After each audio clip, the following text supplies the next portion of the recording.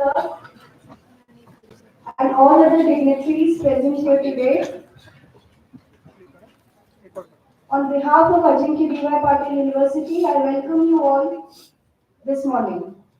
My name is Dr. Samina Firoz Waglawala, and I'm truly honored to welcome you all to this international conference on integration of computational intelligence systems, ICICIS-IEEE Conference 2025.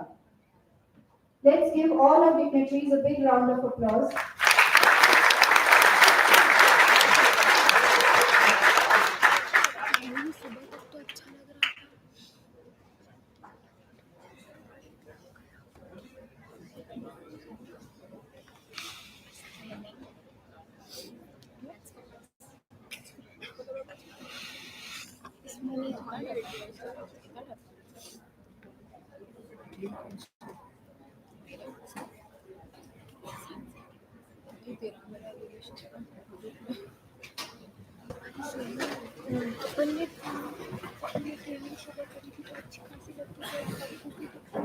लोगों ने हिलाया है छोड़।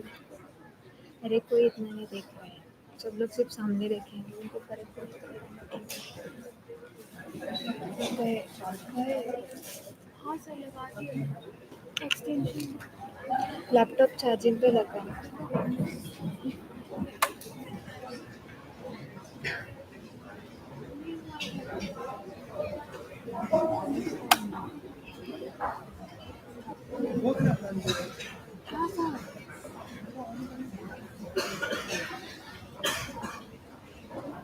नहीं भाई यहाँ पे नहीं लगा। Once again, a very warm and welcoming morning to one and all present here today. On behalf of Ajeenkya Patil University, I welcome you all to this ICICIS-IEEE Conference 2025.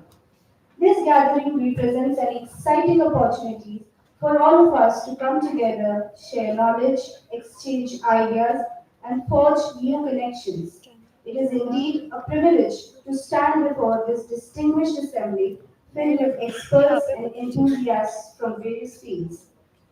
Conferences are not merely about the exchange of information, but they also serve as hubs for collaboration and networking. Our theme for this year, Intelligence Systems, is especially significant as it underscores the importance of 8 different tracks covering multiple domains. Over the next 2 days, we will delve deeper into this theme, explore its implications, and strive to discover innovative solutions to the challenges it presents. I would like to extend my heartfelt gratitude to our keynote speakers, chief guests, and guests of honors, esteemed panelists, and all the participants who have come from near and far to share their expertise and insights. Without your invaluable contributions, this conference would not be the success that it promises to be. I heartily welcome Dr. Shashikant Patil, Dr. Ajay Podar, Dr. Blair, Dr. Vijay Nema, and Dr. Dinanath Kholkar sir to this conference. I would like to extend a heartfelt gratitude to our chief patron, Dr. Ajeenkya Patil sir, Chairman Ajeenkya Patil Group. Also, a heartfelt welcome to our Honorable Patron and Vice Chancellor Sir, Dr. Rakesh Kumar Jain, and also a warm welcome and gratitude to Dr. Kamaljeet Kaur, Executive Vice President of Ajeenkya Patil Group, whose visionary leadership continues to guide this institution towards academic excellence. Let's welcome them with a huge round of applause. Before I introduce all other dignitaries and begin the conference, allow me to introduce Ajeenkya Patil University through a short video presentation. This will give our guests and participants a virtual tour of the university.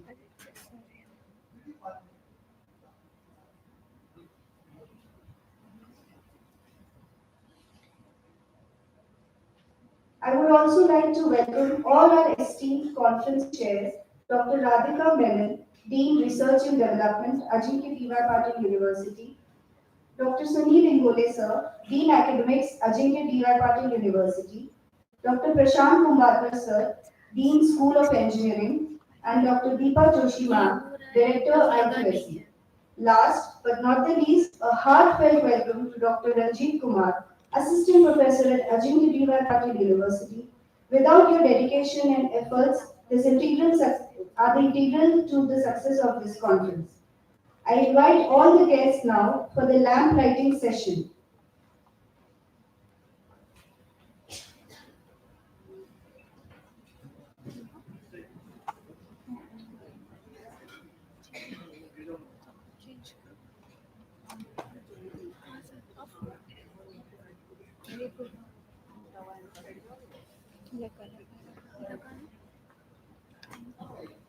लगा नहीं था इसीलिए मैं वही तो थी power में लेकिन ये पावर में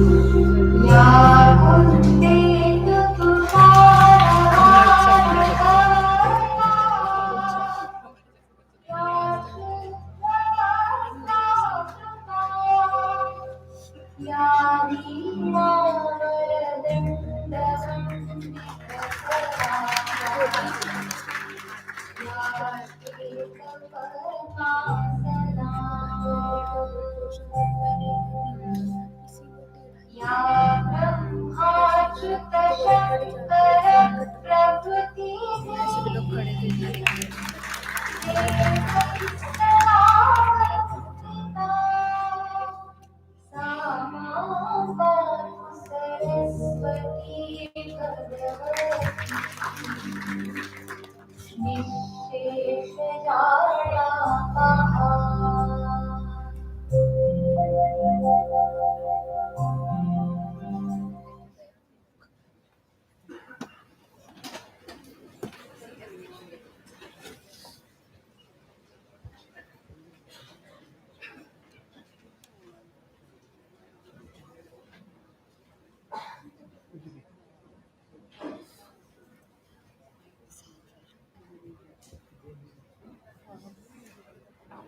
With the blessings of Goddess Saraswati, let us now begin the conference.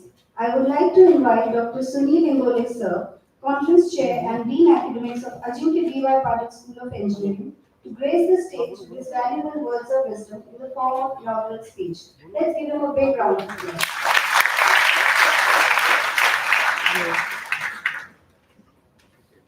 Thank you, ma'am. Namaskar.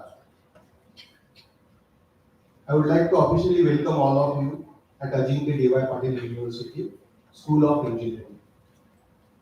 Dear friends, the International Conference on Integration of Computational Intelligence System, organized at Ajeenkya D.Y. Patil University, Pune, by School of Engineering.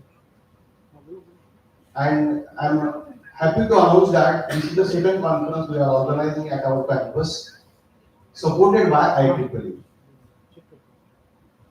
Dr. Patil, Chair IEEE Bombay Section, Dr. Ajay Poddar, IEEE Fellow, Chief Scientist, Energy Microwave Corporation, USA, Dr. Blair, ICICIS USA, Chief Guest of the Function, Dr. Vijay Nema, Scientist F, ICMR, Chief Guest of the Function, Dr. Kholkar, Professor of Practice, COT, Technological University, Pune, Honorable Executive President of Ajeenkya D.Y. Patil Group, Dr. Kamaljit Kaur Ma'am, Honorable Vice Chancellor of Ajeenkya D.Y. Patil University, Dr. R.K. Jain, General Chair of the conference with me, Dr. Radhika Menon Ma'am, Dean Research, and Professor Ranjit Kumar, the core organizing committee members of this conference, Dean School of Engineering, Dr. Prashant Kumbharkar, Director IQAC, Dr. Deepa Ma'am, Dean Planning, Dr. Sachin Rajas sir, and Director SPCR, Dr. Santosh Bode sir. All my fellow deans, professors, all students, and my dear friends. This conference we have planned almost 1.5 years back during a casual talk that what type of activities my faculties are doing at the campus. And then I got to know that earlier there was a conference organized by IEEE at Ajeenkya Patil University. And then the task is given to Professor Ranjit Kumar to organize similar conference, that is second time conference at our campus.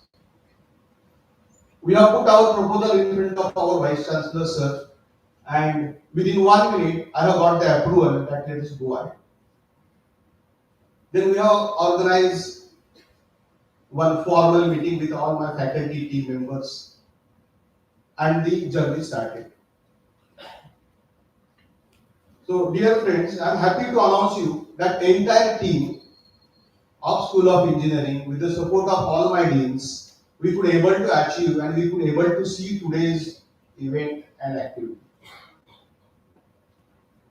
At the same time, most important is support from Ajeenkya Patil sir, which is unconditional.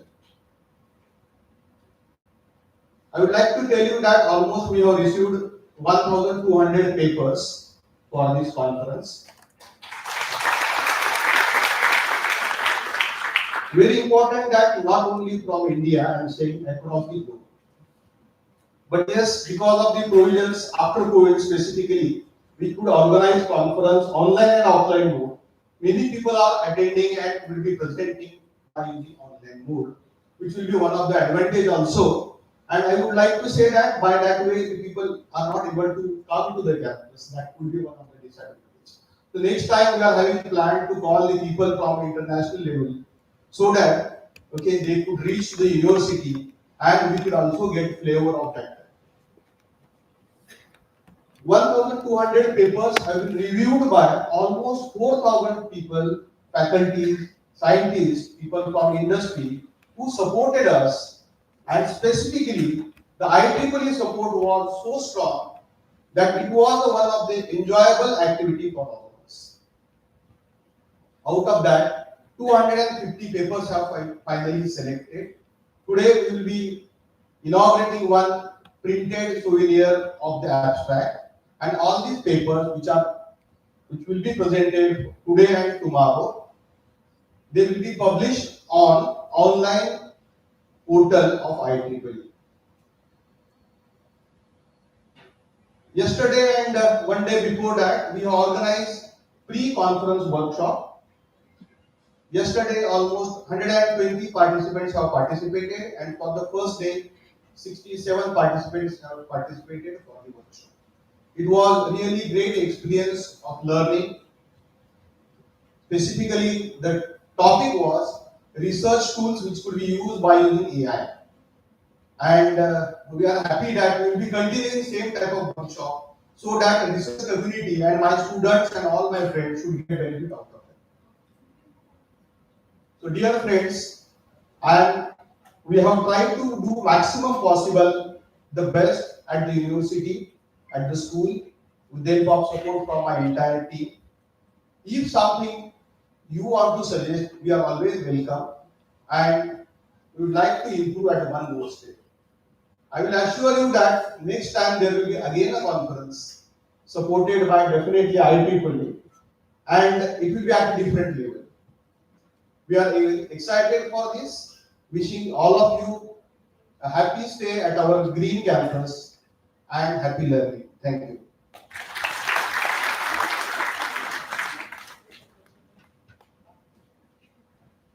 That was a truly wonderful speech, sir, and thank you for sharing the statistics of the conference that we got to hear. It has, of course, provided us with some truly valuable insights and thoughts.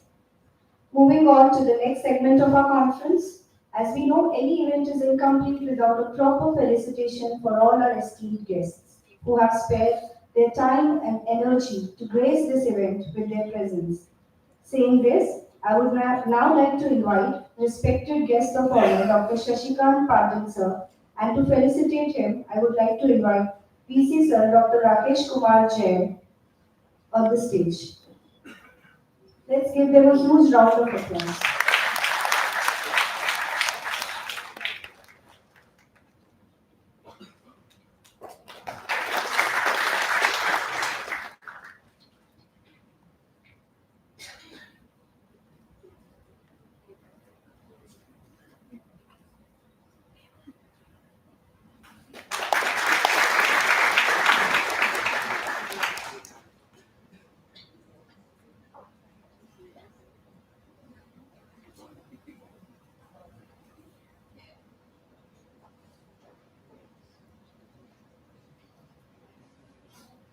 Next, I would like to invite our guest of honor, Dr. Ajay Podar sir, and our esteemed guest of honor, Dr. Charlotte Blair. And on behalf of them to receive, I would like to invite Dr. Shailaja Patil ma'am, senior IEEE member on stage. And to felicitate them, I would like to invite Dr. Sunil Ingole sir.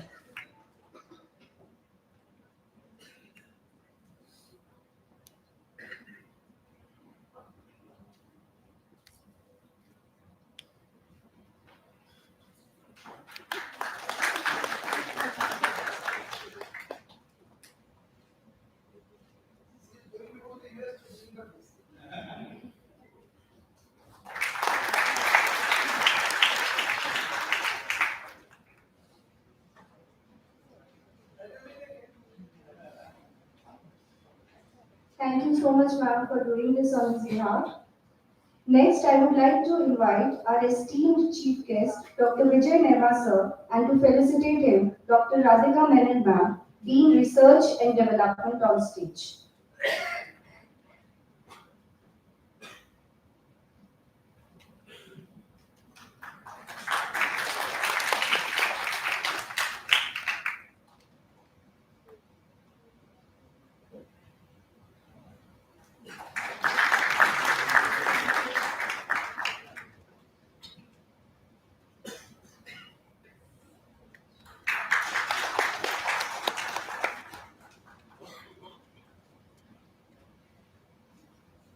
Our next invitation goes to our esteemed guest, Professor Dinanath Kholkar sir, and to felicitate him, I would like to invite Dr. Prashant Kumbarkar, Dean School of Engineering on stage.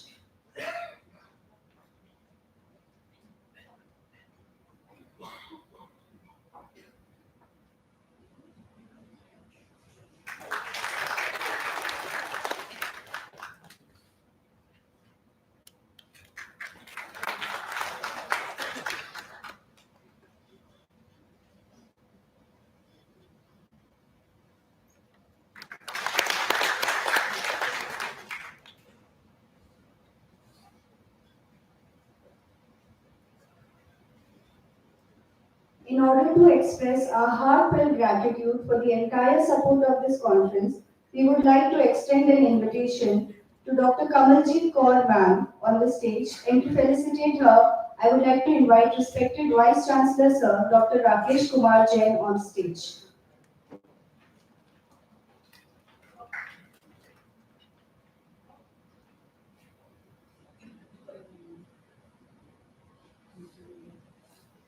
Let's give them a big round of applause.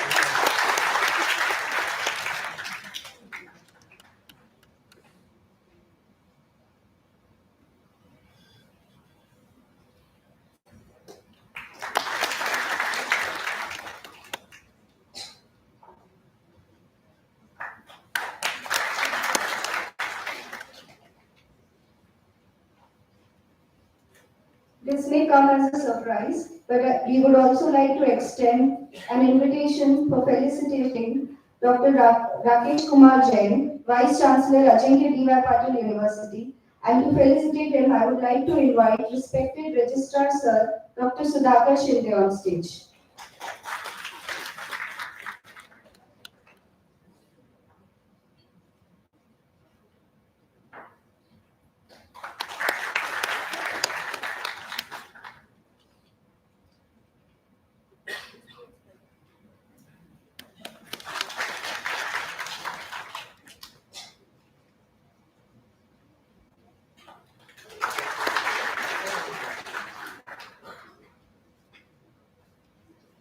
A heartfelt gratitude and thanks to all the dignitaries for doing the felicitation.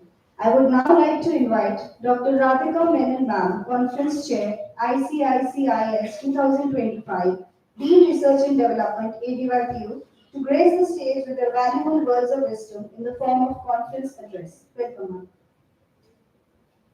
ma'am. Very good morning to one and all. It's both honor and privilege to extend a formal warm welcome and greetings to the August gathering of globally renowned dignitaries and distinguished guests on behalf of Ajeenkya University as Dean Research and Development and General Chair of this conference. I'm delighted to welcome Dr. Charlotte Blair, the STEM educational activist, global operations strategic leader, microwave and antenna expert, and ANSYS USA.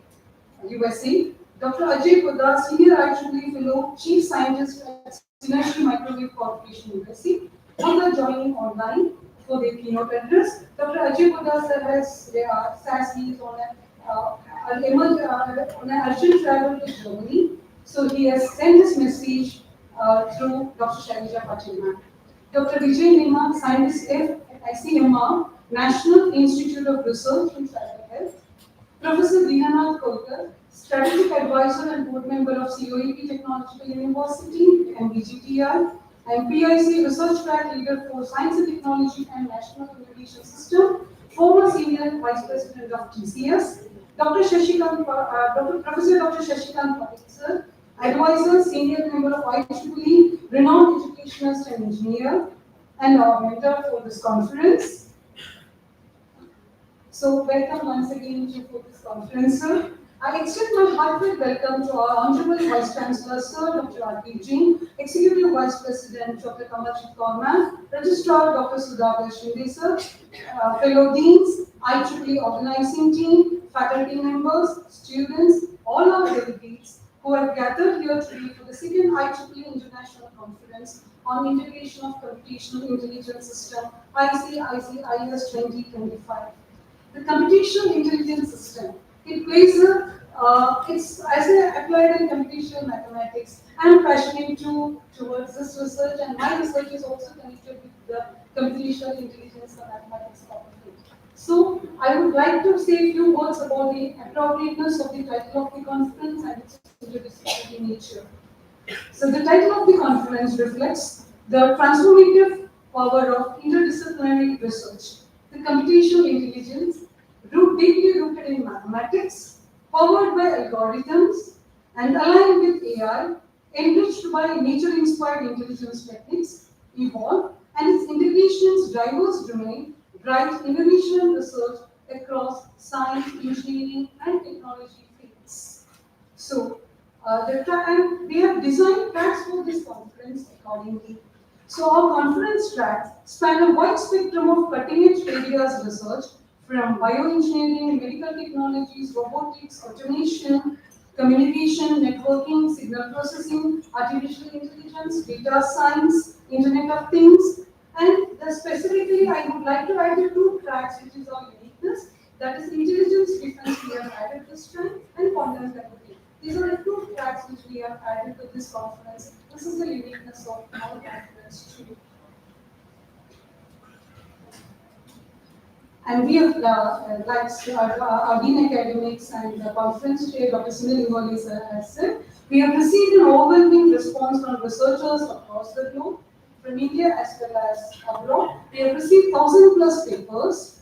Out of that, we have received 400 plus papers were received strongly recommended by all the three reviewers. But we do have an upper limit of 250 papers as a part of MOU with IEEE section. So we could accept only 250 papers for this conference. So we are hoping that Sir will permit us to extend our limit in the next conference. And this reflects our strong academic engagement and enthusiasm related to this conference. I am confident that the discussions, presentations, and the scholarly contribution at ICICIS 2025, along with the collaboration with academia, industry, and research institutions. So our chief guests are from all the three fields. So will ignite an applicable research and meaningful advancement in the future of intelligence systems towards a sustainable world. Moreover, advanced research in computational intelligence and its seamless integration plays a major role in handling major global challenges such as disaster management, climate modeling, and cyber physical system, which is the need of the hour. So now I'll take this opportunity to express my sincere gratitude to the Ajeenkya Party University Management Team, led by our Honorable Chairman Sir and Chancellor, Dr. Ajeenkya Party. His unwavering commitment to research and innovation continues to be a guiding light and source of inspiration for all of us.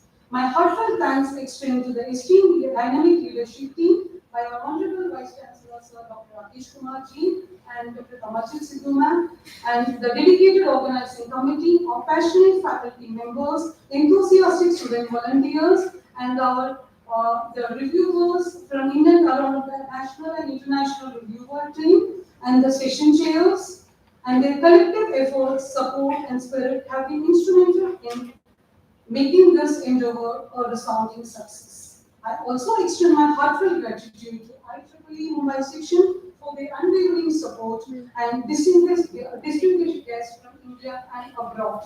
Thank you, one and all, for being part of our journey. I wish you an intellectual, enriching, and truly memorable experience at ICICIS 2025.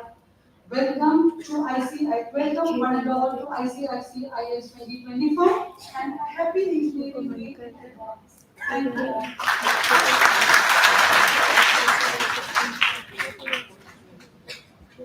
Thank you, ma'am, for the wonderful speech. Next, I would like to invite our Honorable Vice Chancellor, Sir, Dr. Rakesh Kumar Jain, to grace the stage with his valuable words of wisdom in the form of welcome address. Let's welcome him with a big round of applause.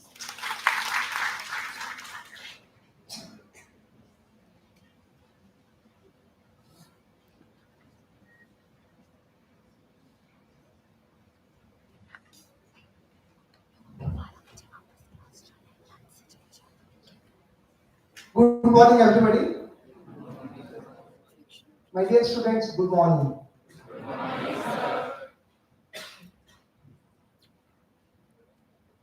All the distinguished dignitaries in the dais, chief guest, guest of honor, conference chair, vice chancellor, all the deans,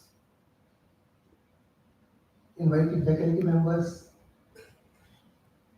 delegates, representative from the media, and my dear student, I extend my heartfelt welcome to everybody for coming over here and making this day possible.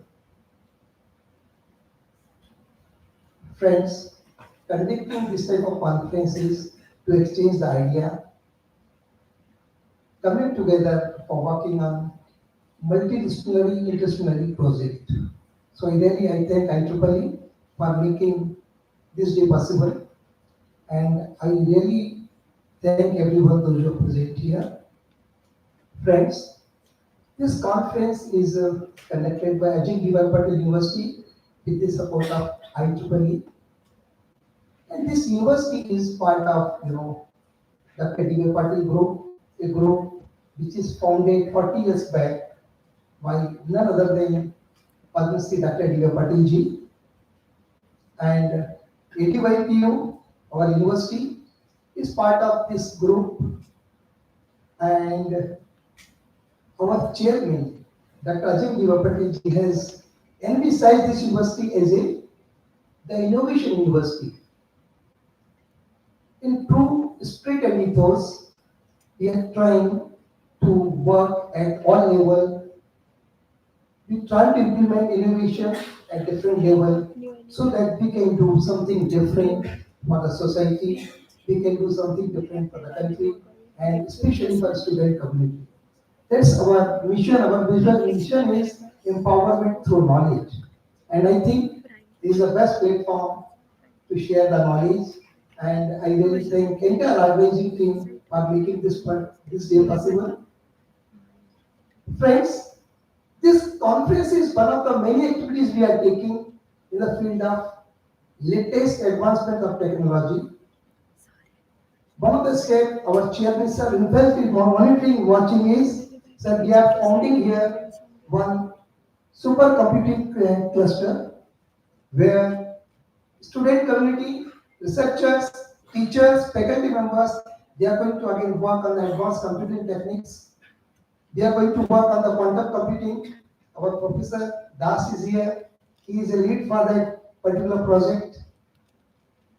This university is also taking very advanced step. Already we have formed a Section 8 company. We are working closely with defense people for one project called TRIP, Our company name is DRIF.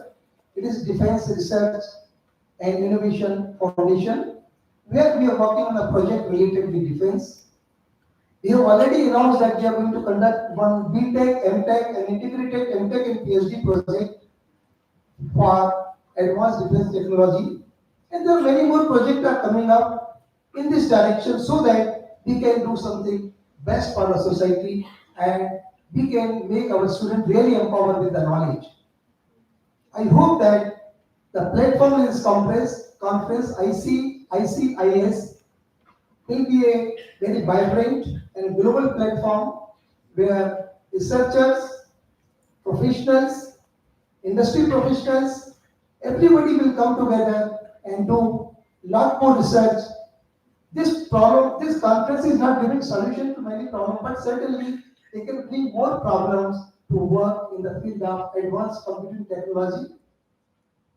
I really thank once again one and all for coming here, gracing this occasion, and on behalf of my university, we can assure you, all the community of researchers, that there will be many such more opportunities we are going to bring to you people, where we can work for the betterment of the society ultimately.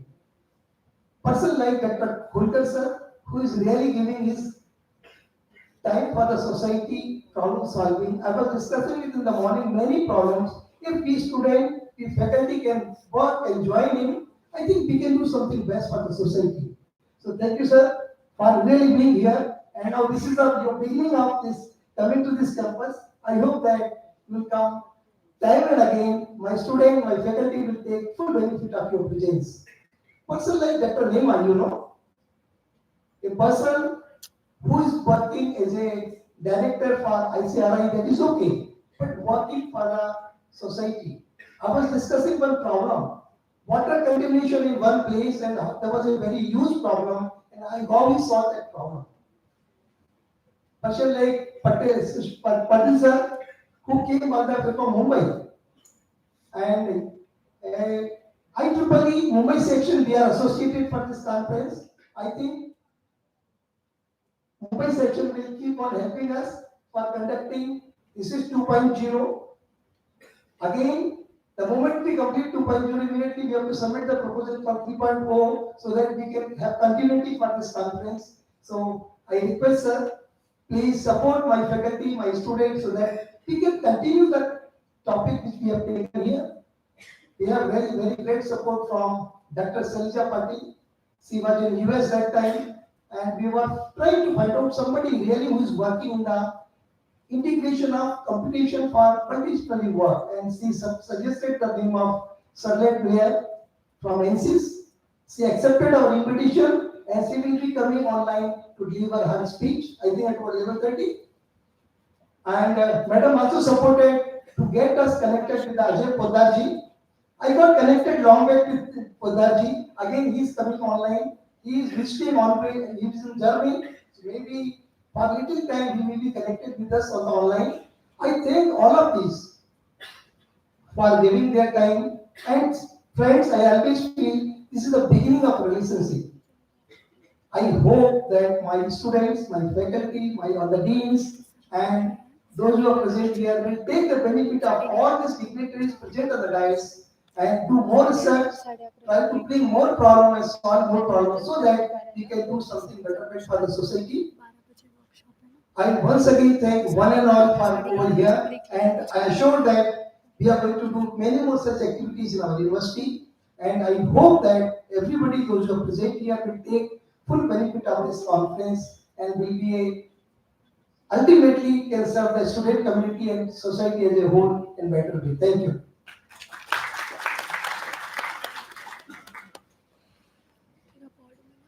Thank you so much, sir, for this wonderful speech and all the best wishes that you have bestowed. Moving on, now I would like to introduce our first guest of honor, Dr. Shashikant Patil, sir, Vice Chair, IEEE Conference, Bombay Section. We are truly honored to welcome Dr. Shashikant Patil, Senior Director and Professor at Atlas Skill Tech University, who brings with him over 28 years of rich academic and research experience. He is a distinguished fellow and senior member of the esteemed professional bodies including IETE, IEI, ISD, as well as a senior member of IEEE and ACM.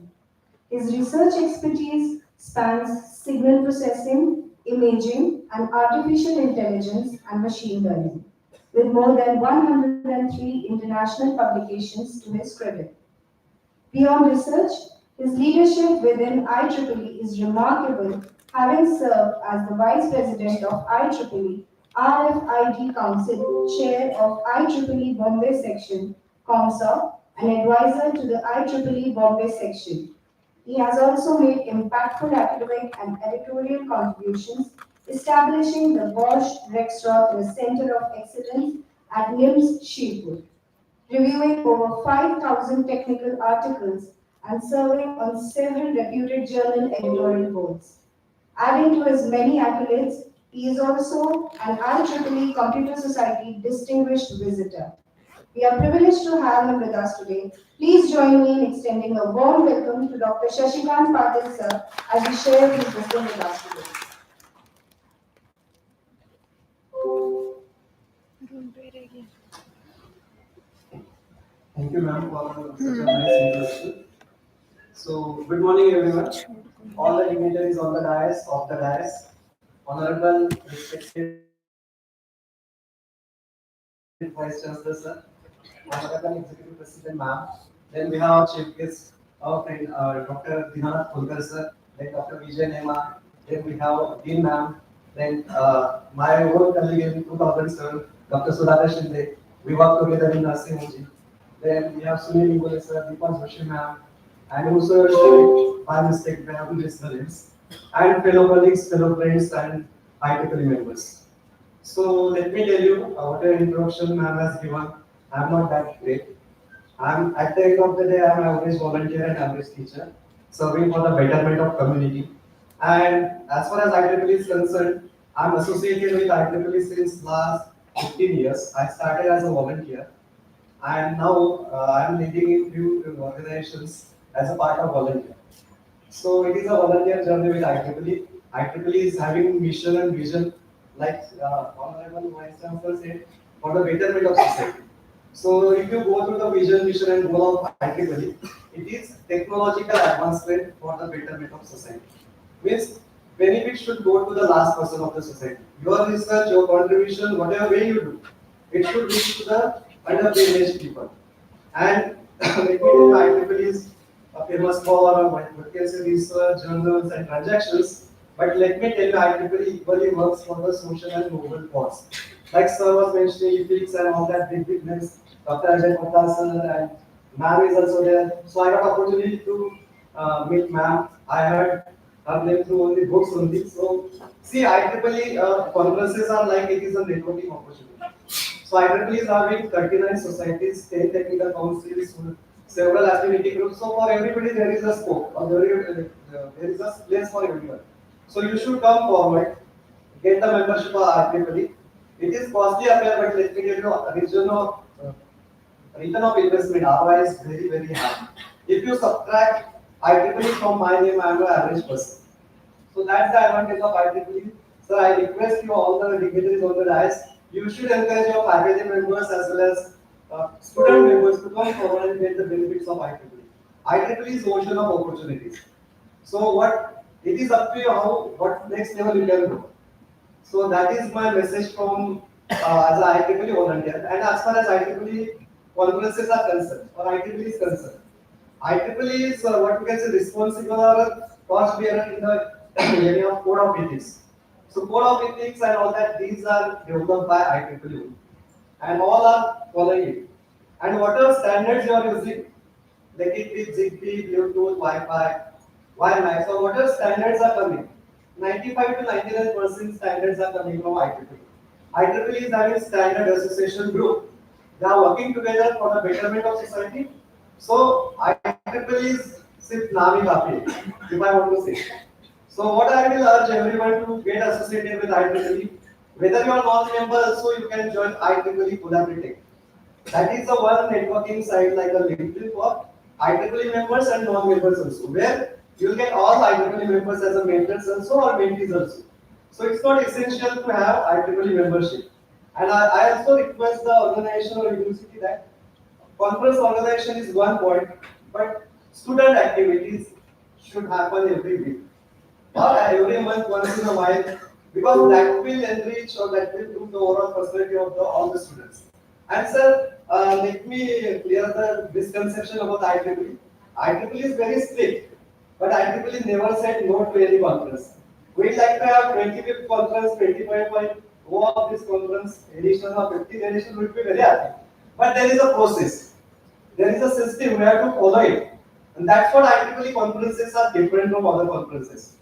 And what I always used to tell Ranjit sir, this is the first time we have to take enough care, because if unless our papers will get indexed in Explore and subsequently on Scopus, there is no meaning in conducting conference. So that's what we have to, as the first time, we have to take enough care so that our all papers will get listed on Scopus as well as Explore. So you can come up with all the proposals, not only for conferences. IEEE is never saying no. And I am of the opinion we should allow each and everyone to get maximum benefit from IEEE. So there, like it is a process, we have to follow the process. And you know, Ranjit sir and me, we used to discuss lot of regarding conference. There are many revisions from reviewers, and IEEE is having different bodies, separate entities. So it's not me disapproving or approving. There are separate entities like CE, conference, events and all. Then MC is there. So they are the bodies, they go through each and everything and they will take objection. So whatever objections are there or whatever concerns are there, we have to sort it out. So there is no harm in always appealing or submitting the proposal, and it should be up to us how to address that concerns and get it approved. So congratulations to the university as well as Dr. Ajit and Dean ma'am. You have taken a lot of efforts. After several rounds, finally we got approval. There were also for even for dates IEEE less concerns. So this is that makes IEEE special. So from the on behalf of IEEE Bombay section, I am a average volunteer. It's not me, it is the IEEE Bombay section representing the volunteers. And volunteers like me are getting chance to sit on the dais with all the dignitaries. That is the best part of IEEE. So what I will suggest, come forward, join IEEE and get the benefits. With all this, thank you everyone for giving a chance to share your things, to come here to deliver words. And I am always approachable as a volunteer. My email address or LinkedIn is available. You can approach me anytime. As and when required, I will be available. Thank you everyone.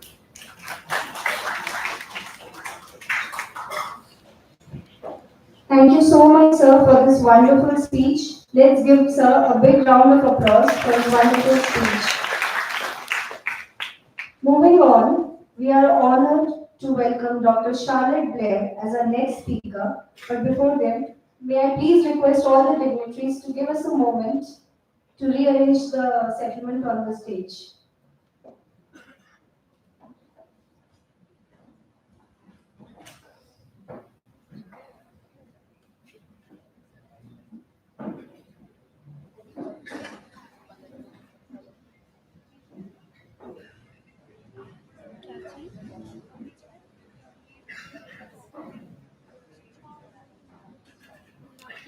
जाओ तुम लोग वैसे भी यहाँ पे bore हो रहा है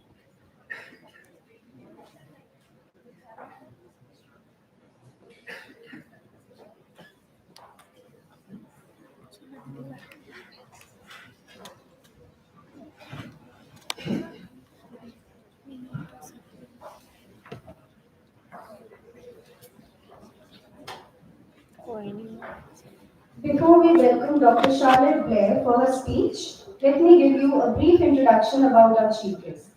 Dr. Charlotte Blair, a distinguished leader at the intersection of academia and industry.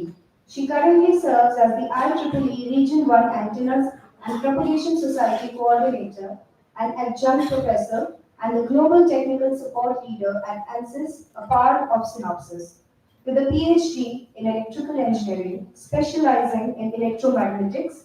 Dr. Blair has made remarkable contributions to the field of electromagnetics, RF, microwave engineering, and simulation technologies. She is widely admired for her strategic leadership, mentorship, and commitment to fostering inclusion and lifelong learning within the engineering community. Her work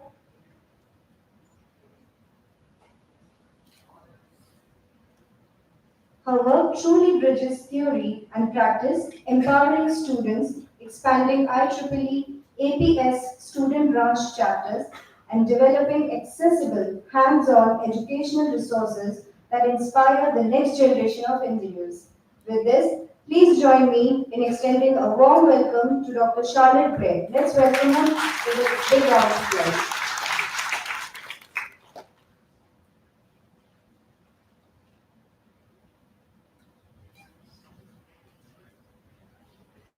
Can you hear me? Oh, okay, good. All right. Well, good morning, everyone. Hopefully you can see my screen. I think I do see it on the screen in your room. First, I'd like to thank the Ajeenkya University and the ICICIS Organizing Committee for bringing all of us together, right? And it looks like it, I can see, the people in the audience. Looks like a nice turnout, and I do believe that you will have an incredible exchange of ideas as well. That's what, the one thing that, going to conferences, and these conferences are what, IEEE will bring to your universities. Now, I'd also like to, again, extend my appreciation as well as the other speakers to IEEE for, continued leadership in advancing global innovation in what we're going to talk about today, which is intelligent systems. I also want to extend a special thank you to Dr. Soluja Patil. She invited me to speak today, and I truly appreciate the opportunity to contribute to this second annual event. Now, when Dr. Patel first asked me to speak, the first thing I did was I went to the call for papers, and I was wondering what would be relevant to this conference theme. I mean, I see AI here, there's artificial intelligence, there's CI, computational intelligence, there's IoT, the Internet of Things, there's engineering, there's simulation, and there's robotics.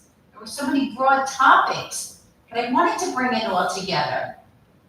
So it did take me a little bit to decide what to speak about. Now, a few years back, I did visit Pune for the celebration of the MOU between the IEEE Pune section and the North Jersey section in the US. And I guess this is the international part of this conference.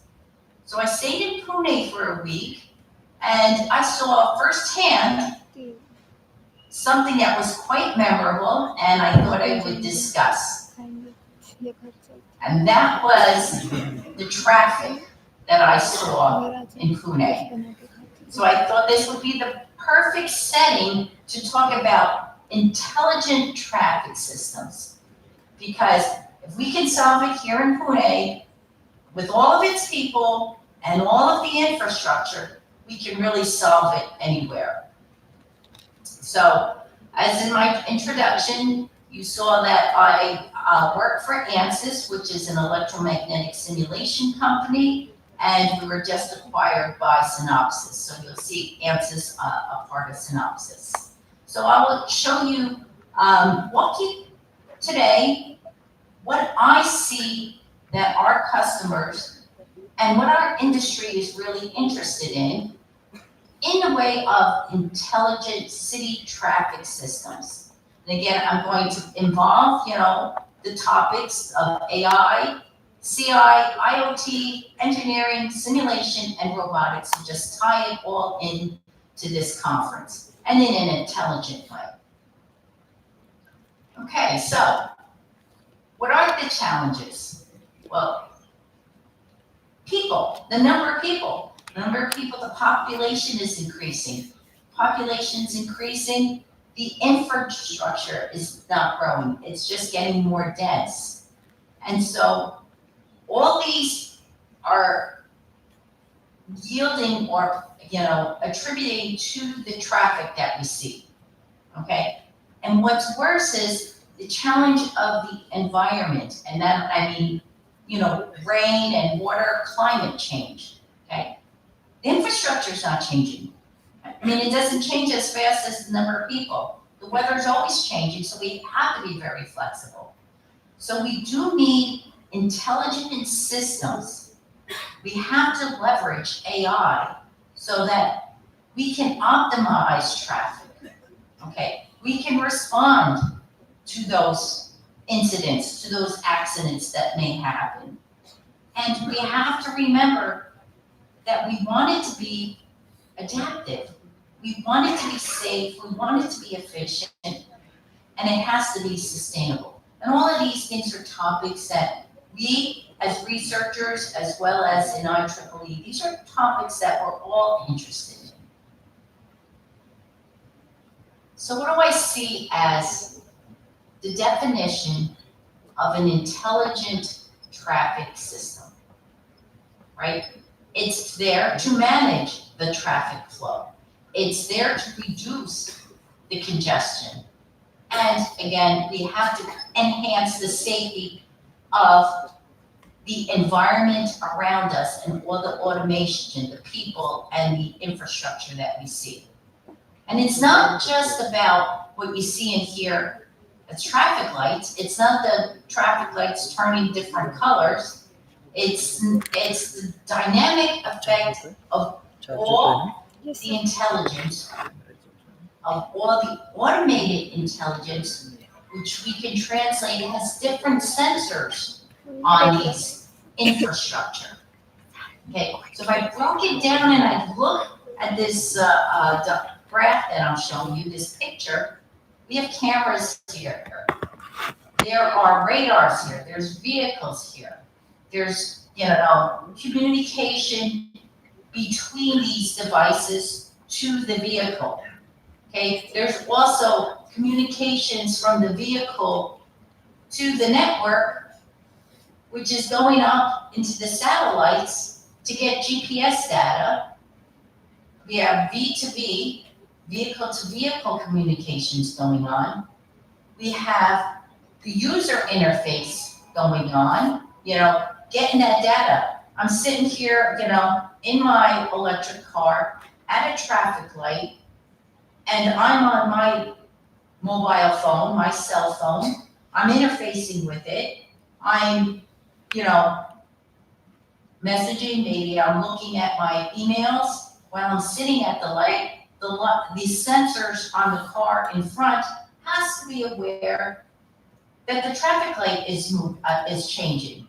If it says green, I should be going, but I don't know if there's another car in front of me, or worse yet, if there's a human being in front of me, if there's a pedestrian. So all this awareness has to be working together in real time. And that's the complexity of all of this. All of these sensors have to talk to each other, and they have to collect data, they have to adapt to the situation, and they need to take the data from those local sensors, and they have to talk to that communication link that may be just going up to your GPS because you're sitting in that traffic and you need to go somewhere. You have a destination set, but you're in traffic. You want it to reroute it in real time, knowingly. You want it in a reduced, in the less amount of time to get to your destination. So at the heart of the matter is we need to process a lot of data.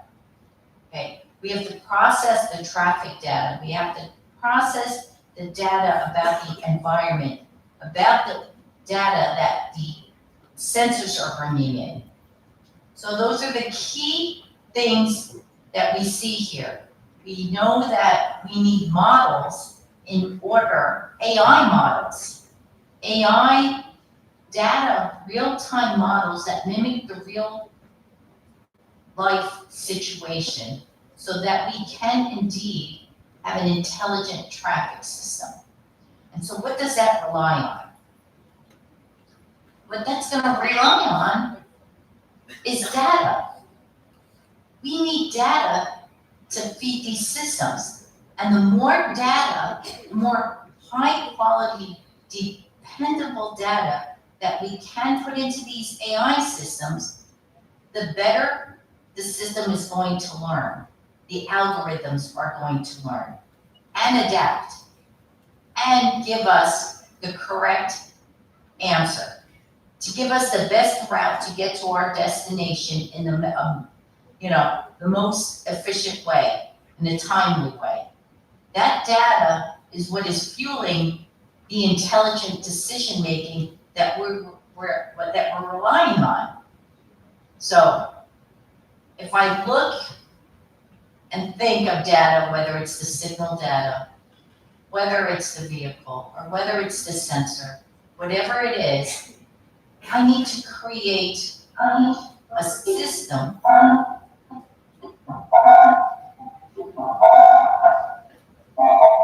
hopefully you can see me. I have a little bit of background noise going on.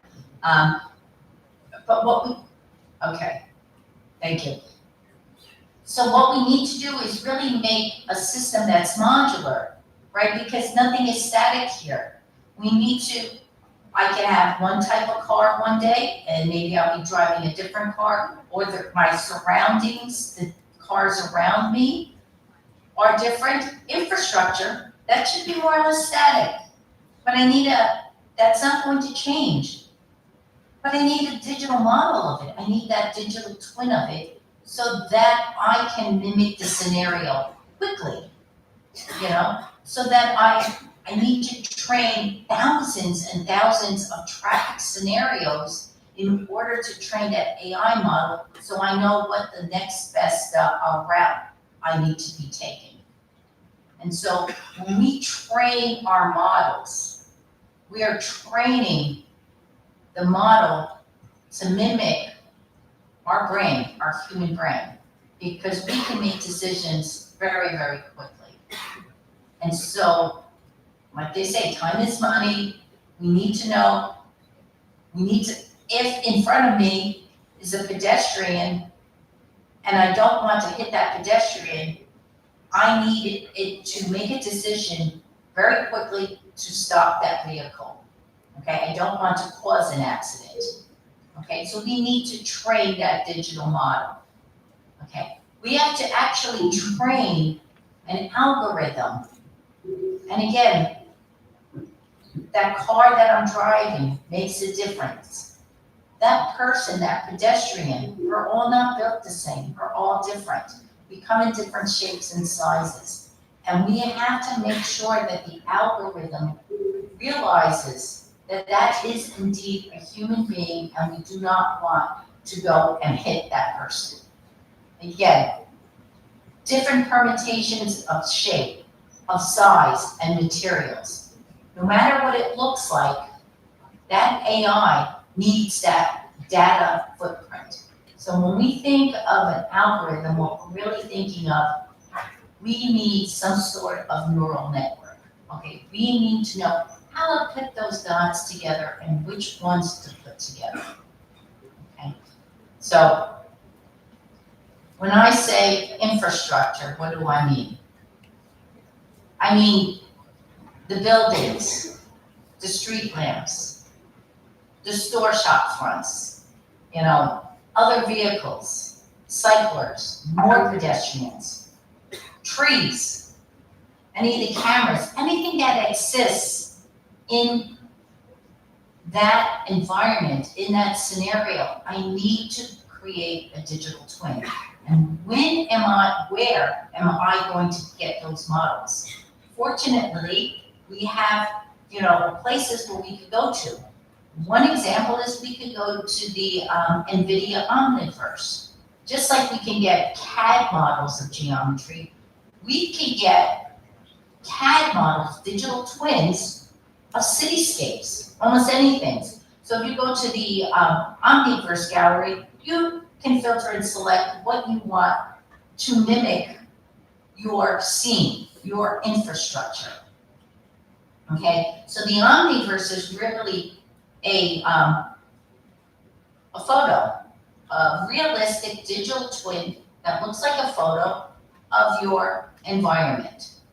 Okay, and what we need here is we have the environment, we have a realistic picture of how it looks, but we also need the data. We need variations of that data. We have to say, okay, I have a storefront here. This is how it looks with, say, the door is ajar, it's opened. The door is closed. Why does that matter? Because it matters because what are we looking at? We are looking at a field pattern, an electric or magnetic field pattern that will change with whether that field is being propagated and interfaces with the dielectric or metal. That's something, all the students here, they were in their first class of electromagnetics or had their first class of electromagnetics, boundary conditions. What's the boundary conditions between two separate metals? Because it does affect the field. And what are we looking at when we're looking at any of our signals? We're looking at an electric field. And let me just go ahead and play this little bit of a video where we have an antenna in this car, in this little vehicle. It's just like a, like a little mimic a car scenario, but this one happens to be inside a factory, right? It's transmitting some electric field. And you can see, in that field pattern, the blue means there's very little signal, or very little interference. And then when it gets red, it sees something, it's hot. And those structures that you see in those racks there are to be made out of metal. So it's reflecting back. And so when it sees a metal, that it sees some sort of interference, it's going to see a hot spot, and you could see that little vehicle is moving. So this is a very controlled environment. It's not a traffic jam, it's controlled. But there are tools out there. This warehouse with all of the materials was downloaded from the Omniverse site. This model, which contains this little vehicle, which contains an antenna that's transmitting, and that was created by ANSYS HFSS, which is an electromagnetic simulation tool, and it's taking in this environment. It's taking as inputs all the materials that's creating this infrastructure. Okay, it's taking timestamps of the propagation of those electric fields, of that radiation, of that signal that's coming out of antenna, and it's going to look at what changes to see if I am going to be, hitting a dielectric, or am I just going to go and hopefully avoid a metallic boundary. So this is what you need. All of these different inputs, all this movement of this little vehicle, or calling data points to feed that AI model, okay? And we need thousands to get it. And I'm going to need thousands and thousands of these points to mature that, meet all the different scenarios. So we take all this information in, all this real-time instances of an EM simulation, okay, and we make it synthetic data because we know where the transmitted is and we know our environment. So just think, I was trying to give you an idea that I had different cars, the pedestrians are different sizes. So for each and every instance, we have to mimic all those scenarios. Again, this takes a very, very long time to do, and we can't be doing this, for hours of simulation. We need minutes, seconds, so that we can make that decision, that we recognize in front of that car that's moving, there is a pedestrian, and that pedestrian will not get out of the way because I'm calculating my speed of arrival, that I need to slow down that vehicle. So we need lots and lots of data. So mimicking the brain, we need to have artificial intelligence. We need to be capitalizing on AI. And it has to be fast, right? It has to be physics agnostic, right? We can't just rely on, material physics. We can't just rely on electrical engineering physics. We can't be just saying, this is mechanical, or this is even fluids. We have to make predictions on the environment and the signal in all environments, in all physics. And we have to learn from different variations of all that synthetic model that we had generated.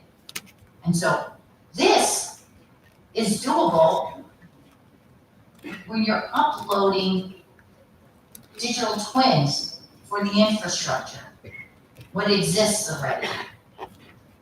This also exists when you want to make a variation. I can easily go into a simulation tool and change the infrastructure. I can add people into a scenario because I downloaded. These are all digital twins. I can make movement. I can mimic, the movement of the car.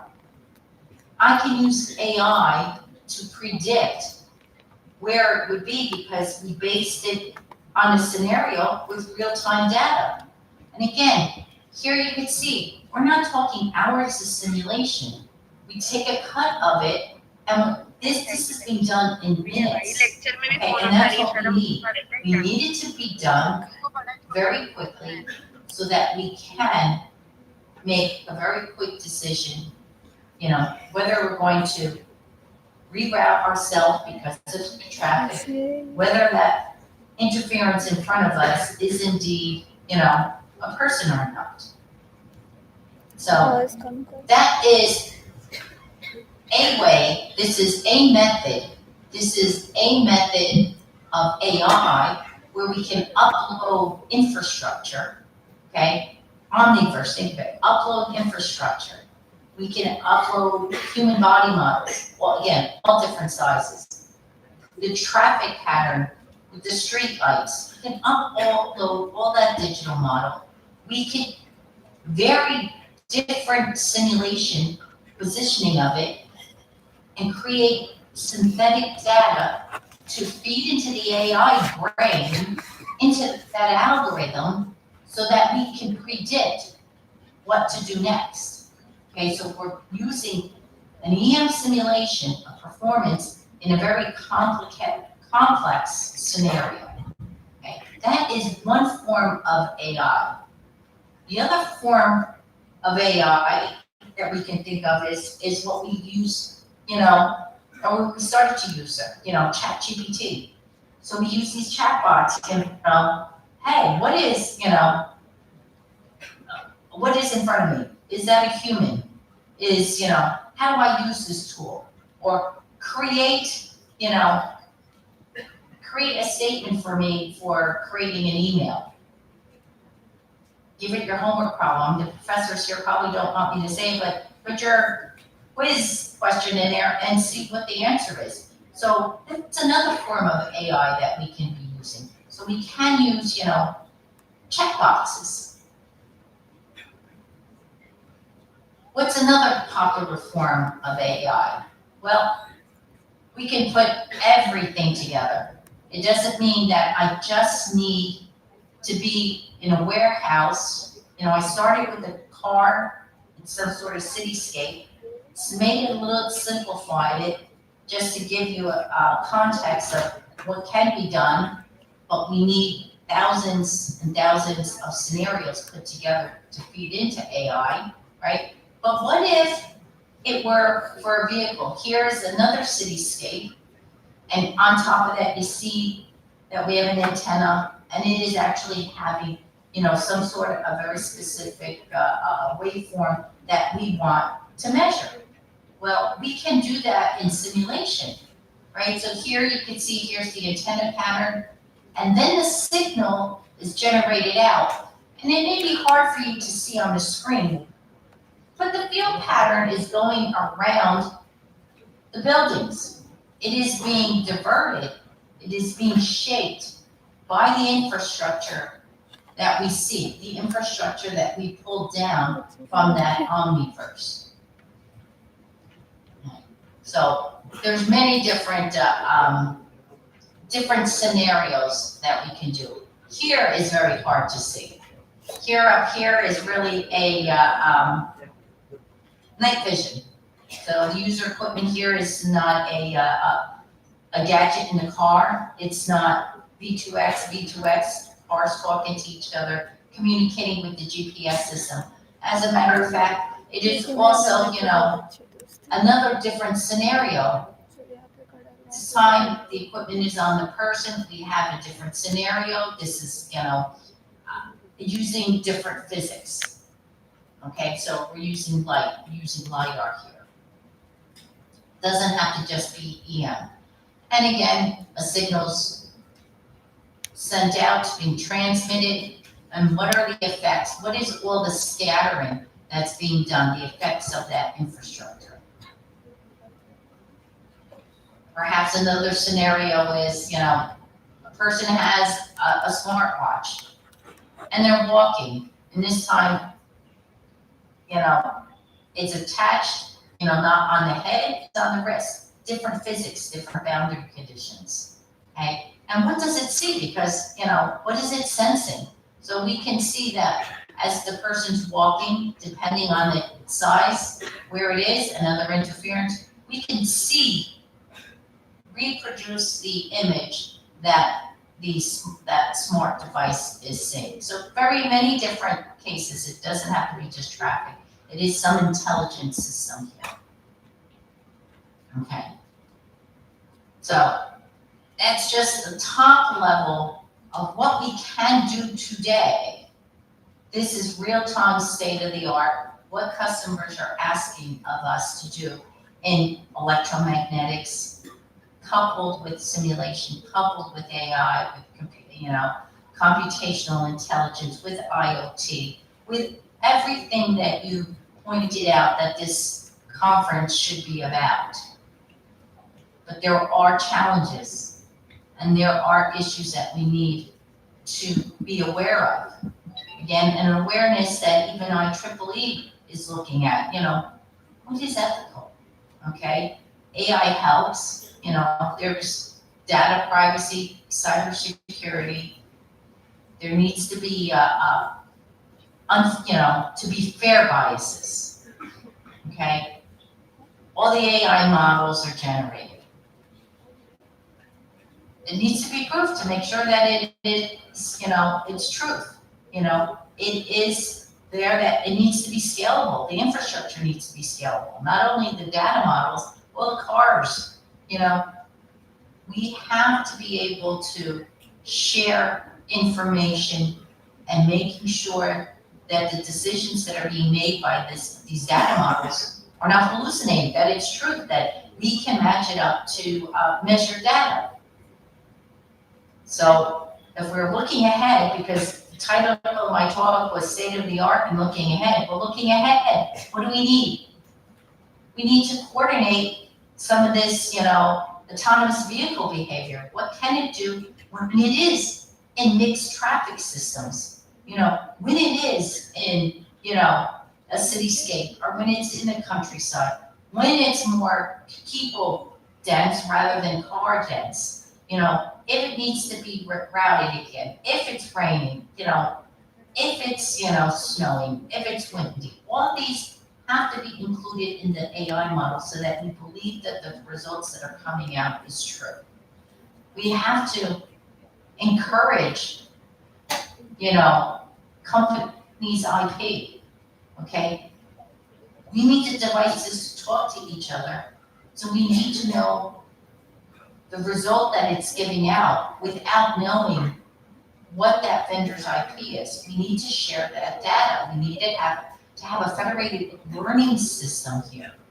We have to have better, digital twin fidelities, What's here in Pune, this year may not be the same as next year. And we need to constantly update this. So we need this awareness, a real-time awareness, not just for EM analysis, but for, infrastructure. We have to, again, is it ethical? That's the hard thing. Is the decisions that we're allowing an AI algorithm to go, is it ethical? Because I would not want to be that person who is standing in front of that vehicle there. So one, takeaway from all that I'm just blurting out at you is that yes, the intelligent traffic system does exist today. It's not something that we're going to look in the future. What is here today is that we need to learn more about it, and again, I'm encouraging everyone here, all the speakers as they engage, to everyone that's at the conference, collaborate with each other. I heard the, previous speaker, I met so-and-so at this conference and we started collaborating. I went to Pune, I met Shalaja. We're still collaborating many years later. And that's the focus of having these conferences that IEEE is bringing together, for us to all, brainstorm together, to collaborate together. And here on this one, AI is enhancing our learning. We have to make sure that AI is learning. And for the students here, you really need to learn your electromagnetics, okay? It may not be on the top of everyone's to-do list, but it is a basic study that, it's a fundamental that we need to learn.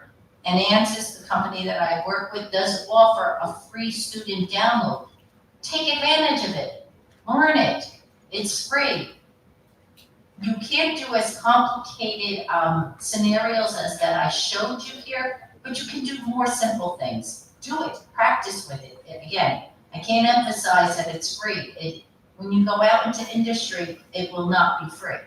So do take advantage of it. And here's the URL for it. I will be giving the conference coordinators a copy of these slides, so you'll have the link to download the the student version of our tool. So let me end this. I'm a little bit over, but thank you. Thank you for having me. And again, any questions?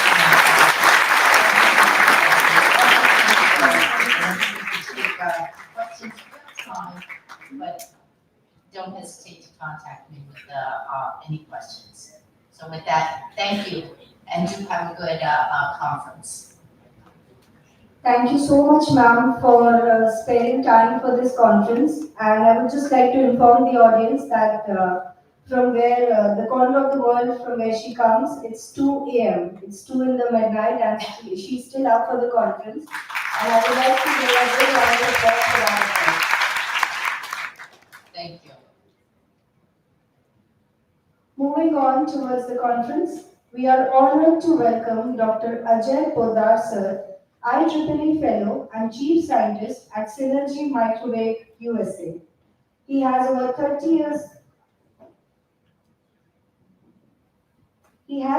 years of experience, contributed extensively to signal generation and processing electronics for industrial, medical, and space applications. Dr. Podar is also a visiting professor at IIT Jammu, University of Oradea, Romania, and a guest lecturer at TU Munich, Germany, an alumnus of IIT Delhi with doctoral and postdoctoral degrees from Germany. He holds 30 plus patents, over 250 publications, and 4 technical books to his credit. Widely recognized for his leadership in IEEE, he currently serves in multiple global roles, including chair for several IEEE committees and as a Region 1 coordinator.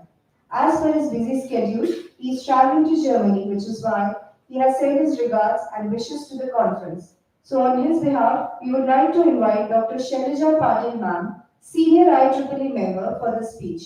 Let's welcome her with a big round of applause.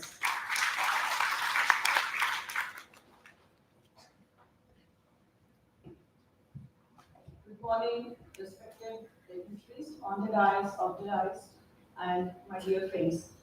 I'm reading message from Dr. Ajay, and he has given best wishes to ICIS conference. I'll just read this message.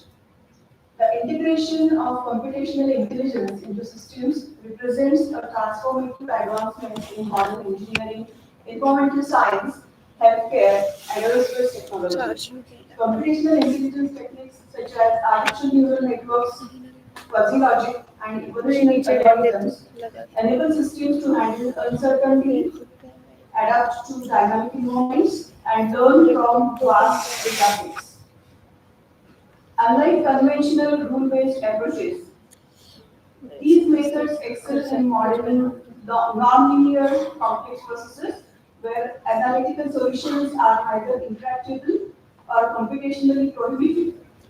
This capability is particularly valuable in domains such as autonomous systems, communication networks, biomedical engineering, and energy optimization, where real-time adaptability and resilience are critical. The role of computational intelligence is especially significant in addressing global challenges such as climate change. Advanced learning algorithms enable accurate carbon detection, continuous monitoring of greenhouse gas emissions, and real-time assessment of atmospheric variations.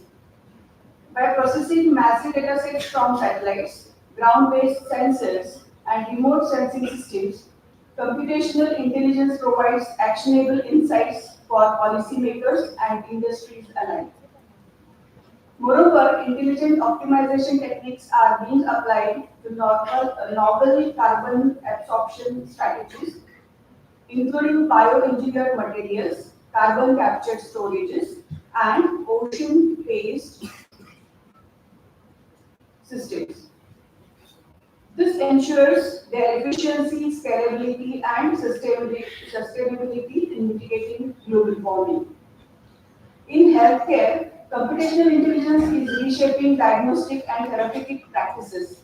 Intelligent systems can analyze biomarkers, medical imaging, and genetic profiles to detect critical conditions such as cancers, Alzheimer's disease, and autism at earlier stages. These predictive models not only support precision medicines and personalized treatment strategies, but also accelerate the development of novel therapeutics. Similarly, in aerospace applications, computational intelligence enhances trajectory optimization, autonomous navigation, and fault-tolerant control in aircraft and spacecrafts. Looking ahead, the seamless integration of computational intelligence into complex systems will be central to advancing global sustainability, resilience, and technological innovation. As infrastructures evolve into interconnected ecosystems through IoT and cyber-physical integration, the demand for autonomous decision-making, predictive analytics, and adaptive optimization will continue to intensify. Ultimately, the computational intelligence is not merely a technological advancement, but a cornerstone for addressing some of the humanity's most pressing challenges across environmental, healthcare, and aerospace domains. So I wish all the best to ICICIS 2025 conference, and I'm sure that all the participants will get benefited and will have good idea exchanges and good collaborations. Thank you so much.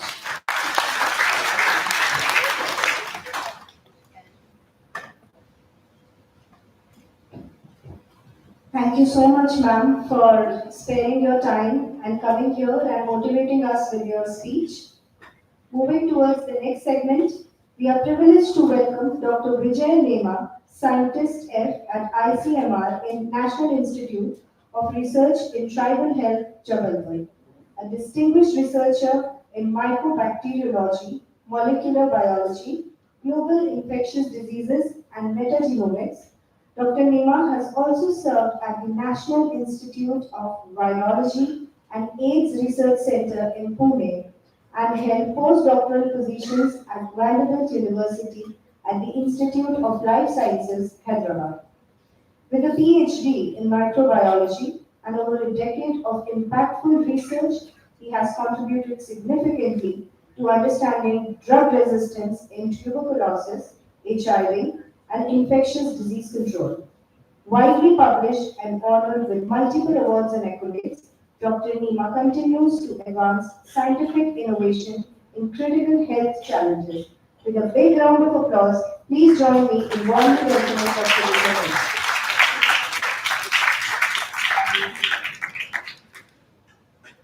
Thank you. To paying all due regards to the dignitaries on the diamond of right. I find myself like earlier it used to be called as the odd man, but now it is called as interdisciplinary research because I belong to biomedical science research, not an engineer, not even know E of engineering. So just excuse me if I utter a few words about engineering which are not going in line with your knowledge. So I take my job as like to introduce you with the life. You have been dealing with machines, and where is that interdisciplinary thing comes when I talk about life? Life means life sciences, medical sciences.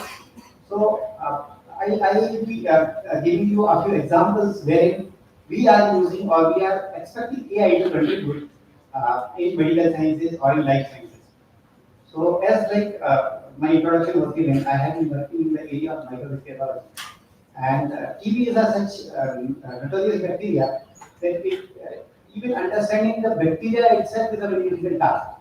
It replicates in days, otherwise bacteria replicates in 20 minutes. So we just inoculate the bacteria today in the culture medium, and tomorrow we will see a good flourishing colonies of bacteria. But when we work with mycobacteria, it sometimes takes months together to just see a colony. And then the same way, when we give antibiotics to patient, the patient doesn't recover in a day or in a week. It takes months together. Like treatment starts with a 6 months regimen. Sometimes it goes to 9 months and a year sometimes. And mostly when the drug resistance phenomenon comes in, the patient dies of the treatment, not of the infection, because of the toxicity of the drugs and then the impact of the drug on kidney disorders and other things. So, given an example from tuberculosis research, the first line of detection is just X-ray. Even if you go to village level, at the community level, because technology has not yet penetrated into those deep corners of villages. We don't have even a community health center in few areas.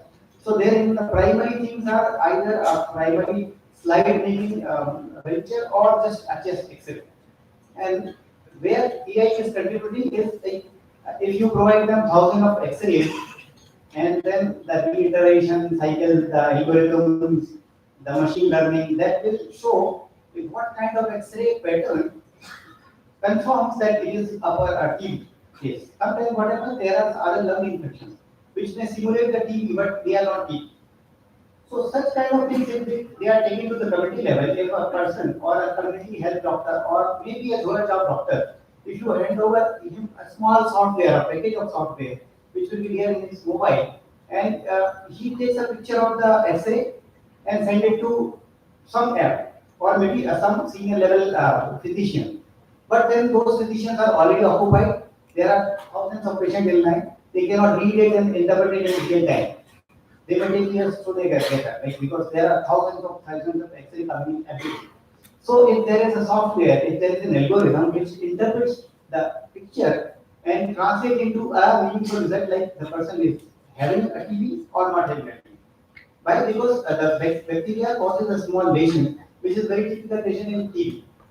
So such things can come up. Actually, that is one point. Like being a reviewer of project proposal, I go through so many proposals which are coming from AICICIS, and they propose of using learning algorithms, machine learning to predict such kind of X-ray. So that was one of the examples wherein AI can help. And then when we talk about machine learning, robotic surgeries and other things are already in use, and we expect advancement. And as I have been working with 4 junior students of this college, we are having interaction weekly, and we are looking for a biomarker for diagnosis of prostate cancer. It's just not, I'm not trying to lead the idea, but just to excite the interest in the biological sciences. I would like to reiterate that basically when we are looking for a biomarker and we want to detect that biomarker in real time. See, biomarkers are proteins, DNAs or RNAs, which are very difficult to diagnose in real setting. They are not stable at all. So if I can bring AI technology or engineering technology to make my biomarker as a biosensor, then I can have a faster detection, I can have very accurate detection, and I need just a little of the sample. I don't need much of it because my signal is going to be amplified by the biosensing part of it, the engineering part of it. Like you may bring something which can just light a bulb. If I bring a sample, I dip a stick in that sample, and my stick goes with an antigen antibody reaction, and that reaction excites a signal which can be amplified by artificial intelligence or machine learning approaches and use of biosensor. And then there is a blinking of bulb. That's it. The doctor needs confirmation, yes or no. Similar way, like we are looking for so many biomarkers in cancer biology, in diabetics, in metabolic syndrome, because these are very hard to detect. Population is growing in those terms. Like India is the capital of diabetes now. So every third person is either pre-diabetic or diabetic. So such kind of things wherein person has to prick every day and then to detect the sugar levels. Sometimes the machine itself doesn't work properly and the person may die of the shock. Yeah, I got 200 plus sugar, but actually it was not 200 plus because of misfunction of the equipment or maybe because of the misfunction of interpretation. In particular situation, like a person might have eaten something or a person might have been in a stress, and that time if he pricks in the finger and then he says, I'm going to die. But that's actually not the situation. So such kind of things will come from the learning that you people incorporate in terms of data. As Dr. Blair was saying, that data. Okay, so that is the theme. Like everywhere when you go, if you go to media industry, they say entertainment. Such kind of things, it's all, what is it is indicating towards that there has to be something existing. And that leads us to literature review. When I as a researcher, I talk about research, my first thing to any student or to a senior scientist is always like what literature says. Where is your data source? You are going to build up an algorithm, you are going to build a machine or anything, but you need some primary data to work on. You must be having some 10,000 or 100,000 or 1 lakh result. Then on you can say that whenever I see this pattern, this will indicate towards a particular disease or a biomarker. So the whole story begins with the literature review. The literature review is then you can generate so many innovative ideas out of it, because it's not always innovation, it's finding gaps between the two known things. So most of the time we are looking for innovative ideas, but those are not innovative ideas. They are basically innovations between the lines. You cannot, in this today's world, everything is available online. How to find something very novel? So to find novel things, you need to read through the literature and find the gaps and try to fit with your learning, your knowledge, your innovations. So that brings in a new dimension to the research, wherein you don't have to be very smart enough to get new ideas. It doesn't happen like calculate. If you people might have read chemistry in your 12th, there was a scientist who was struggling with the structure of Keynote. It is a cyclic structure, benzene basically, and he got it in his dreams that a snake is sitting like that with a kind of kundali racing. So that gave him an idea, why can't this molecule be a structure of a ring? And that was the discovery of benzene ring. So those were the days when things were not known. There were no equipments. People used to think, and then simulation used to go in their brains, not on the machine. But now we have all the base data. The primary requirement is to go through the literature, find the right path of your algorithm, and then devise something which can be what is innovative. Okay. And the last thing, being in the life sciences, what I would like to say is, because artificial intelligence is bringing so many things which are artificial in their origin. That doesn't have your critical idea, your own thinking, and that is leading to unethical practices. Sometimes, if there is a dearth of time and people say the project funding deadline is after a week, we need a project to be written in a week, and you don't go to literature review. You just go to Google or you go to AI software and you say that this is my core area of research. Can you generate me a proposal? But on the other side, we as a reviewer, we are also making use of AI. So we put that proposal into that AI software to find out how it was generated. So we catch it. So AI is not supporting only the other side of the table, it's supporting both sides of the table. So the ethical practices and being creative in your ideas, being thorough with your literature review, that gives you a right dimension towards research and innovation. And I am very open for any kind of discussion or biological inputs if you, as an engineer, you come to me. But I am not so expert in engineering, so I may not be able to talk more on that aspect. Thanks for giving me the platform, sir. I would be very kind of excited to join you people as a biological scientist, and that's the beginning for me with you people. So let's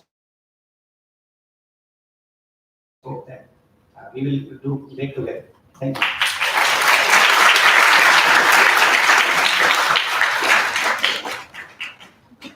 Thank you so much, sir, for this wonderful speech and all the knowledge that you chose to share with us today. Before we move on to the next segment of our conference, to extend a warm gratitude to Dr. Shailaja ma'am, I would like to request her to please come on stage, and I would also like to request Dr. Radhika Menon ma'am to felicitate her with a note of thanks. Let's put up a big round of applause.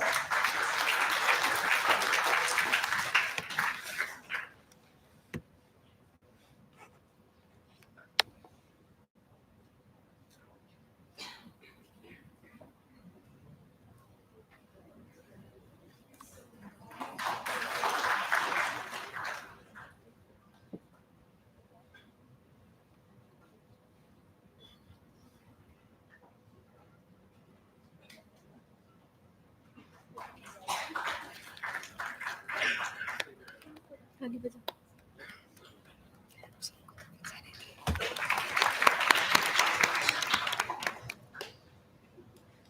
Thank you so much, ma'am, for being with us today and sparing your time for this conference. Moving towards our next chief guest, we are delighted to welcome Mr. Dinanath Kholkar, Professor of Practice at COEP Technological University, also a board member, independent advisor, and former senior vice president of Tata Consultancy Services. With over 34 years of leadership experience, he has spearheaded strategic business transformations, managed global BFSI operations, and served as a CEO and MD of TCS-IEEE, one of the industry's most successful acquisitions.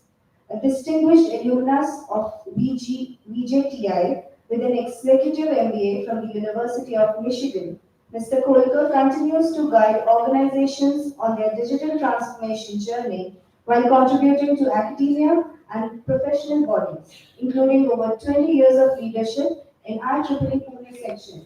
We are delighted to have you here with us, sir. Please join me in extending a warm welcome to Mr. Kholkar.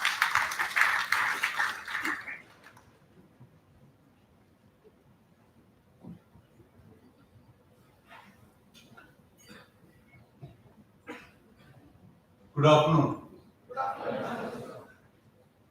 Respected dignitaries on the dais, off the dais, and hopefully a lot of you will become respected dignitaries at some stage because of the participation that you are having in this conference. So give yourself a round of applause for this particular conference. Congratulations to Ajeenkya Patil University for organizing such a wonderful conference, and also to IEEE for supporting this. So when I got a request and I looked at the name of the conference, I was very curious. I wanted to know more about it. And obviously I looked at the technological description of it. But when I look at it, I want to reflect upon three letters. There is C, and there is S. So ICICS. Right? That is the conference. So the first C is about curiosity. I am curious. It's a very interesting word. And when you are talking about your university itself being an innovation university, one of the most important characteristics in an individual is about curiosity. How curious are you? How much are you trying to know about what is happening? So let me ask you a question. So rather than doing it at a discourse, let me ask you a question. How many of you use an iPhone? Or have iPhone in the family, or you know about Apple as a product, right? Many of you have it? Yeah? Apple launched some of the new products earlier this week, just 2 days back, right? iPhone 17 Pro. Yes or no? Yes. Yes? How many of you are curious to know what are the new features in that product? I'm not at all Raise your interested. hands. I will ask a question. I am also a professor now, so I can ask questions.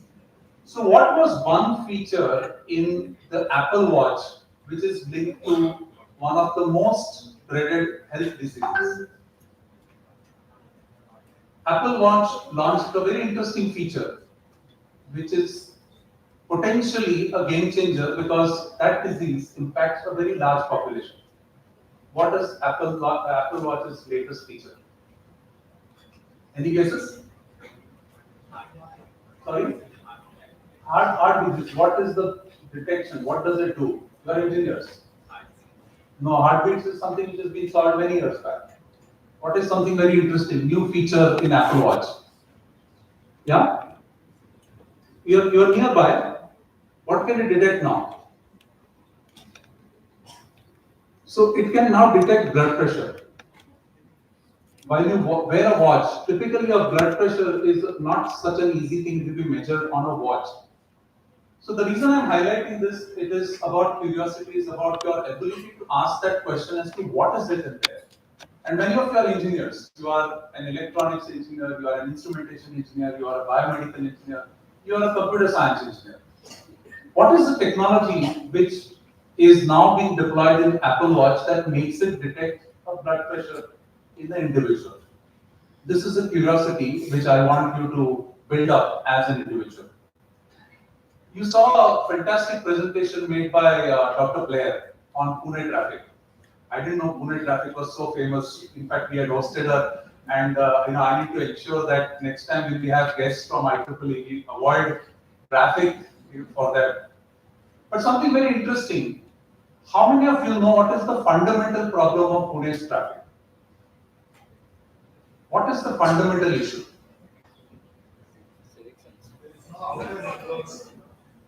There is no outer ring road. Okay, closer, more closer.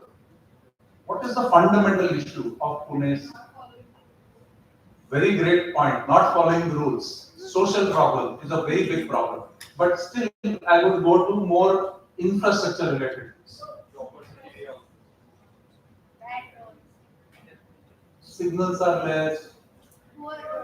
Roads. What about roads? Potholes? No, it's okay. Potholes are accepted. Mumbai may be here, Pune may be here. Huh? Yeah, come again. Roads, she's saying roads are narrower. Something more? Something more. There is so many So any city, just to give you a data point, any city, any urban location across the globe needs to have 20% of its area to be a good city. 20% of its area should be roads. How much is Pune? Less than 10%. So you might use all damn technology which is available, but if you don't solve the basic problem of what is fundamental, you will keep on investing in technology and not solve the problem. Okay? So other thing which is very important is that when you look at a particular problem, it is very important to ask questions. So why is this problem so? What is it that is causing this problem? The other data point, today there was a fantastic article in the newspaper, and I'll give you some data point, very interesting. Pune has grown 332% in 30 years in its size. Pune was 86 square kilometer. Today it is 373 square kilometer. In size, as a metropolitan region, after Delhi, Pune is second. So just give you that perspective. So I'm going back to the first point which I mentioned, be curious. Keep on asking the question, keep on asking data points and things like that, but it is for you as individuals. The second C, which is there in the title of the conference, I would use the word collaborate.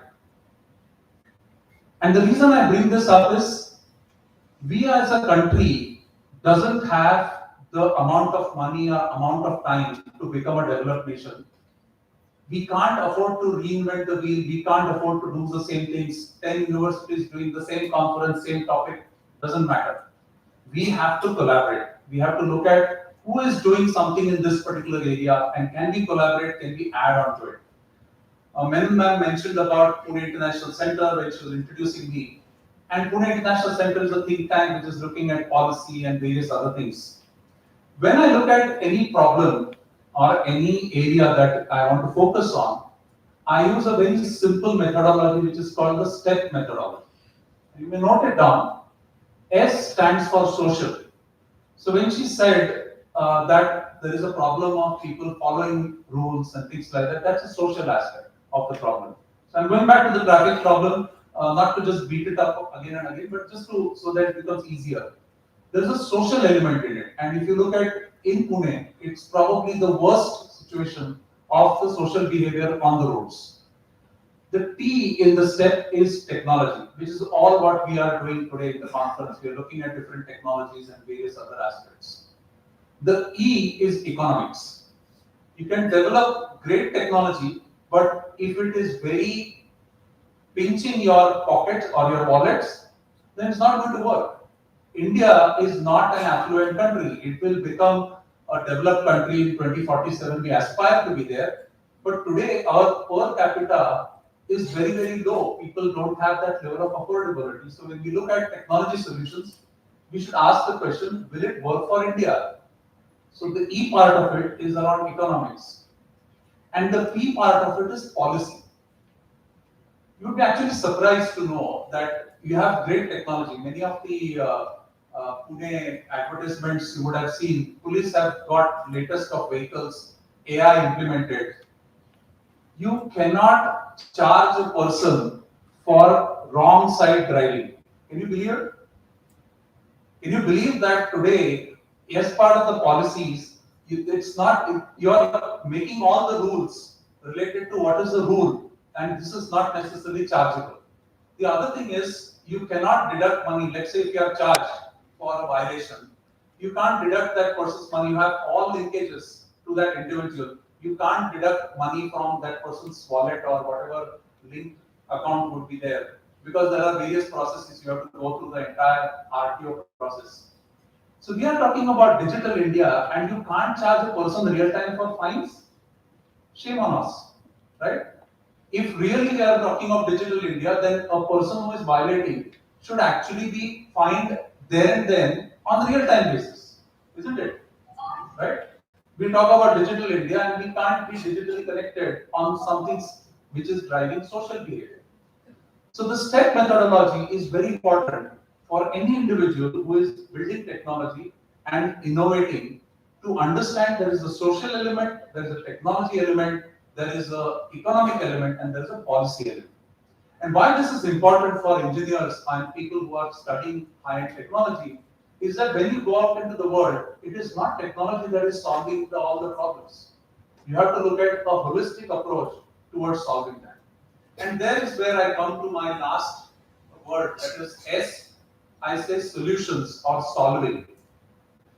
So effectively, your conference is I am curious, I collaborate, I solve. And that, I think, will be the greatness of this particular conference. And Sir said he wants to make this as a bigger conference. And when I looked at it, I said, there is ICICI right there. You have got a sponsor also. And you may ask the question, why would a bank potentially sponsor a technical conference like this? You'd be actually surprised to know that the number of IT professionals who have banking account in ICICI is probably the largest. So they would obviously want to look at potential customers sitting right here.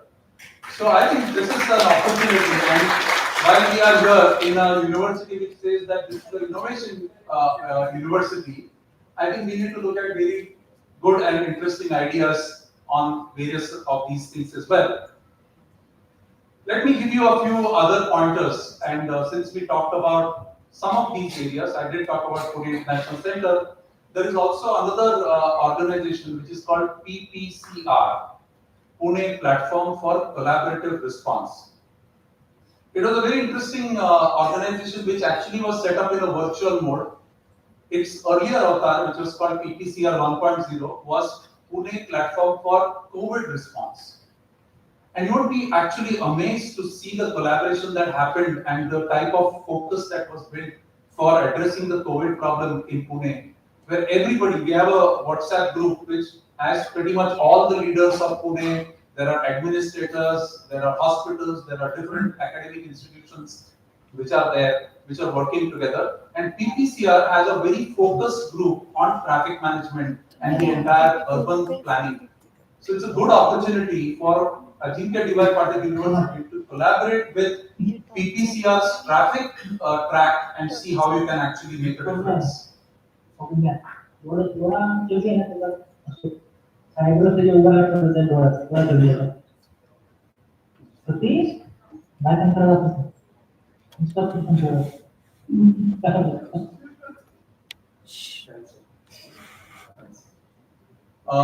There are other areas which I just want to call out where you can potentially look at challenging yourself.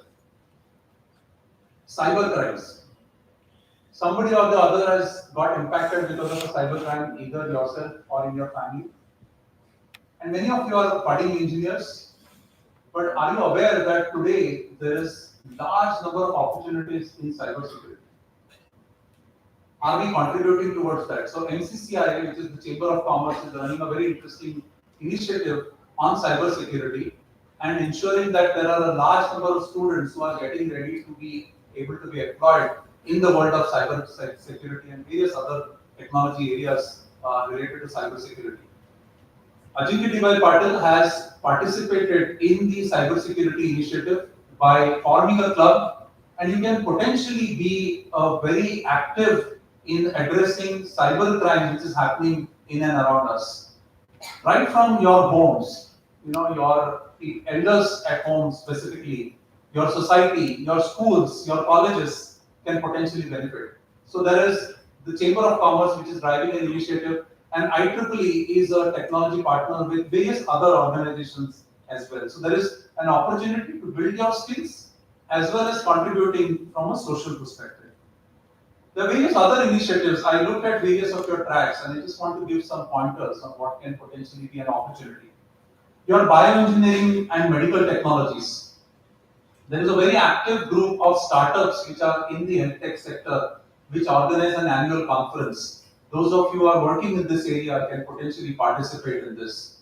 Dr. Mashelkar, one of the renowned world scientists, runs a foundation in the name of his mother called Anjali Mashelkar Foundation.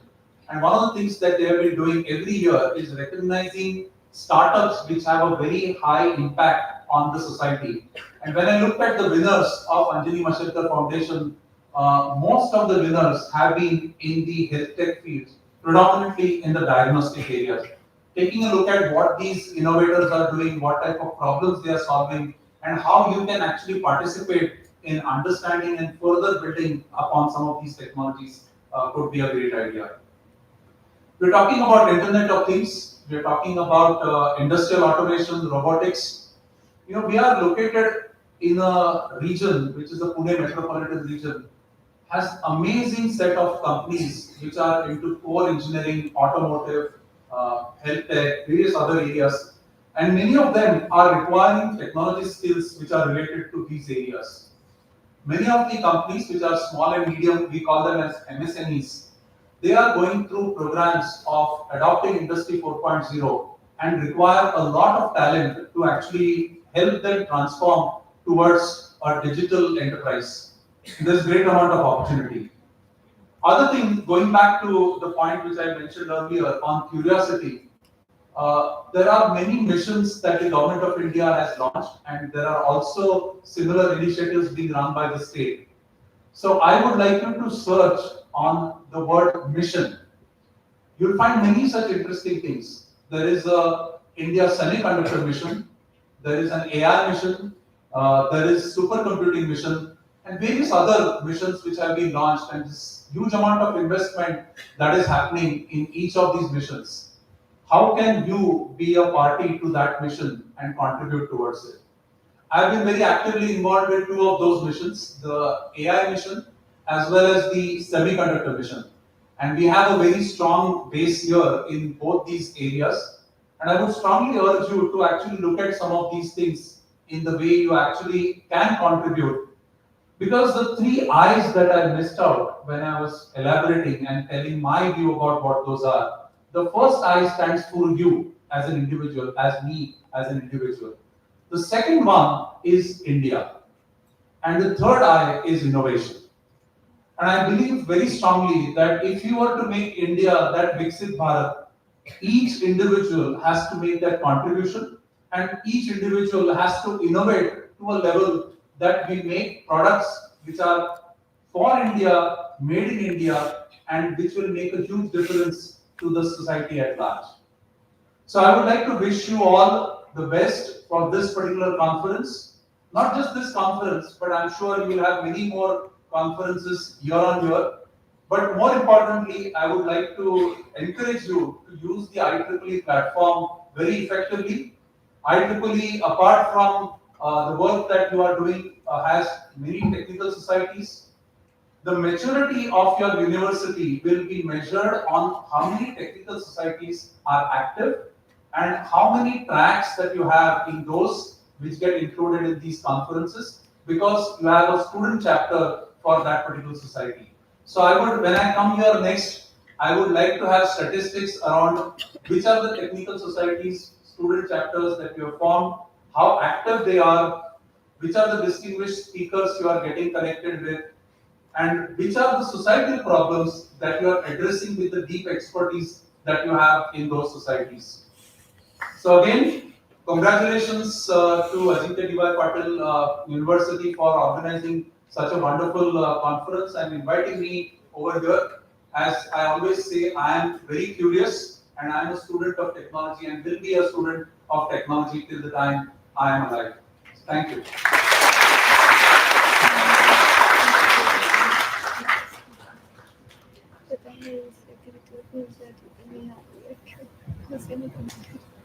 Thank you so much, sir, for this wonderful speech, and I'm sure the audience must have made most out of your speech.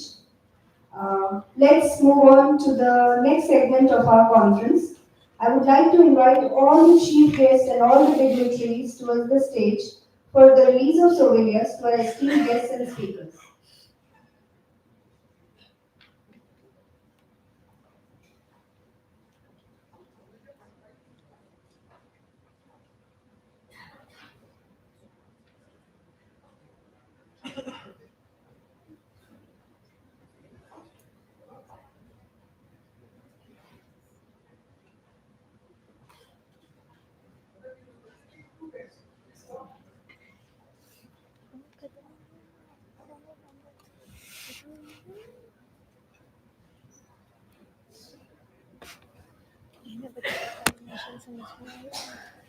Let us become a part of this moment with a big round of applause. इससे भी ले लेते हैं।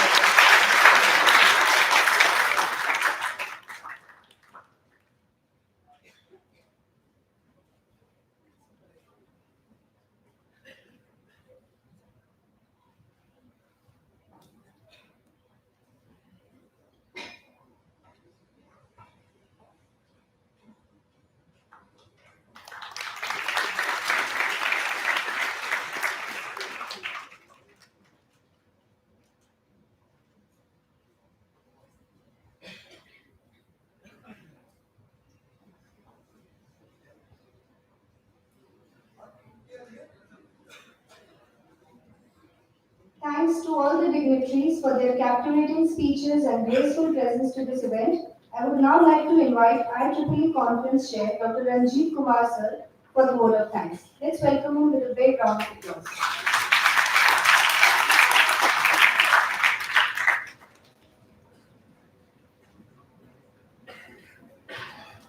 बुद्धिमिता च विज्ञान संयोग प्राणीश च नवोन्मेषे सदा वर्धिते लोक बुद्धिमिता च विज्ञान संयोग प्राणीश च नवे सदा वर्धिते लोकहित्या हिताशु. May intelligence and science, when combined in systems, bring innovation and always serve the good of society. Respected dignitaries, colleagues, students, and dear participants.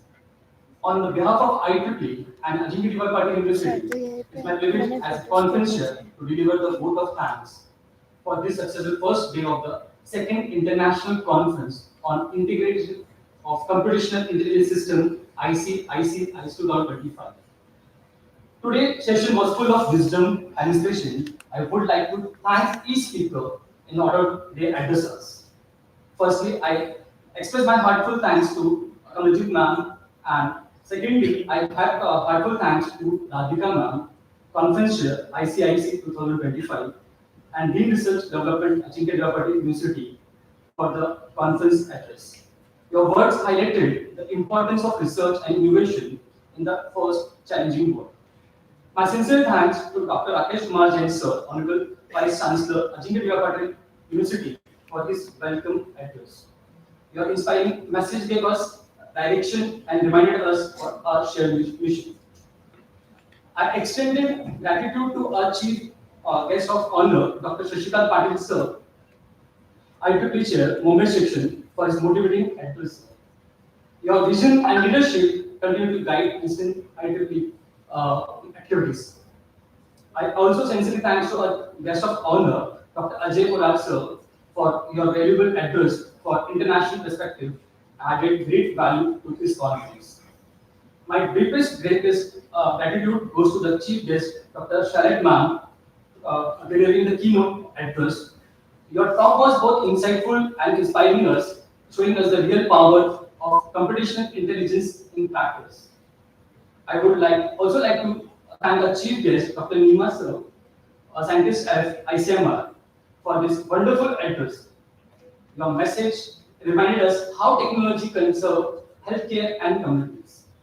Finally, my sincere thanks to our Chief Guest, Professor Dinanath Sir, Dinanath Sir, for his remarkable address. Your guidance and surely inspire our young researchers and innovators. I also extend my gratitude to IEEE Bombay section who made this even possible.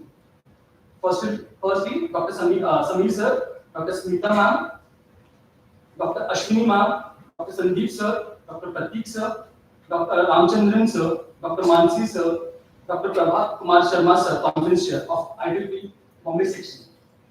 And Sir, your constant support and teamwork are truly the backbone of ICIC 2025. Sir.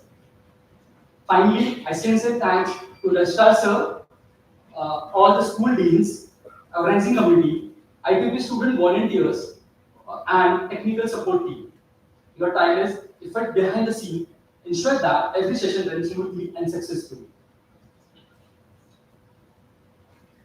With these words, I once again thank all the dignitaries, guests, and participants and organizers. Let us carry this same spirit into the coming session of ICICS 2025. Jai Hind, Jai Bharat. Thank you.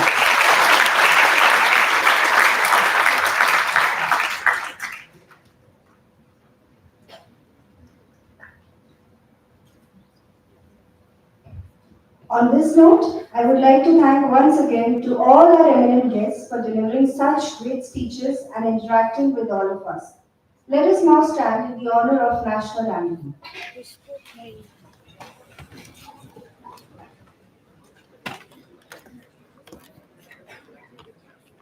Jana Gana Mana अधिनायक जय हे भारत भाग्य विधाता पंजाब सिंध गुजरात मराठा द्राविड उत्कल गंगा विंध्य हिमाचल यमुना गंगा उच्चल जलधि तरंगा तव शुभ नामे जागे तव शुभ आशीष मांगे गाहे तव जय गाथा जन गण मंगल दायक जय हे भारत भाग्य विधाता जय हे जय हे जय हे जय जय जय जय हे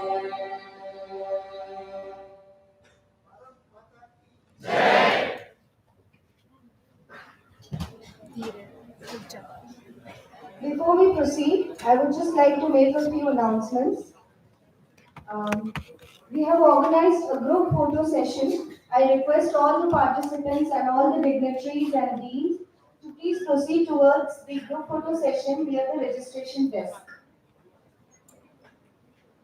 Also, there is lunch organized. I would request all the registered participants and the faculty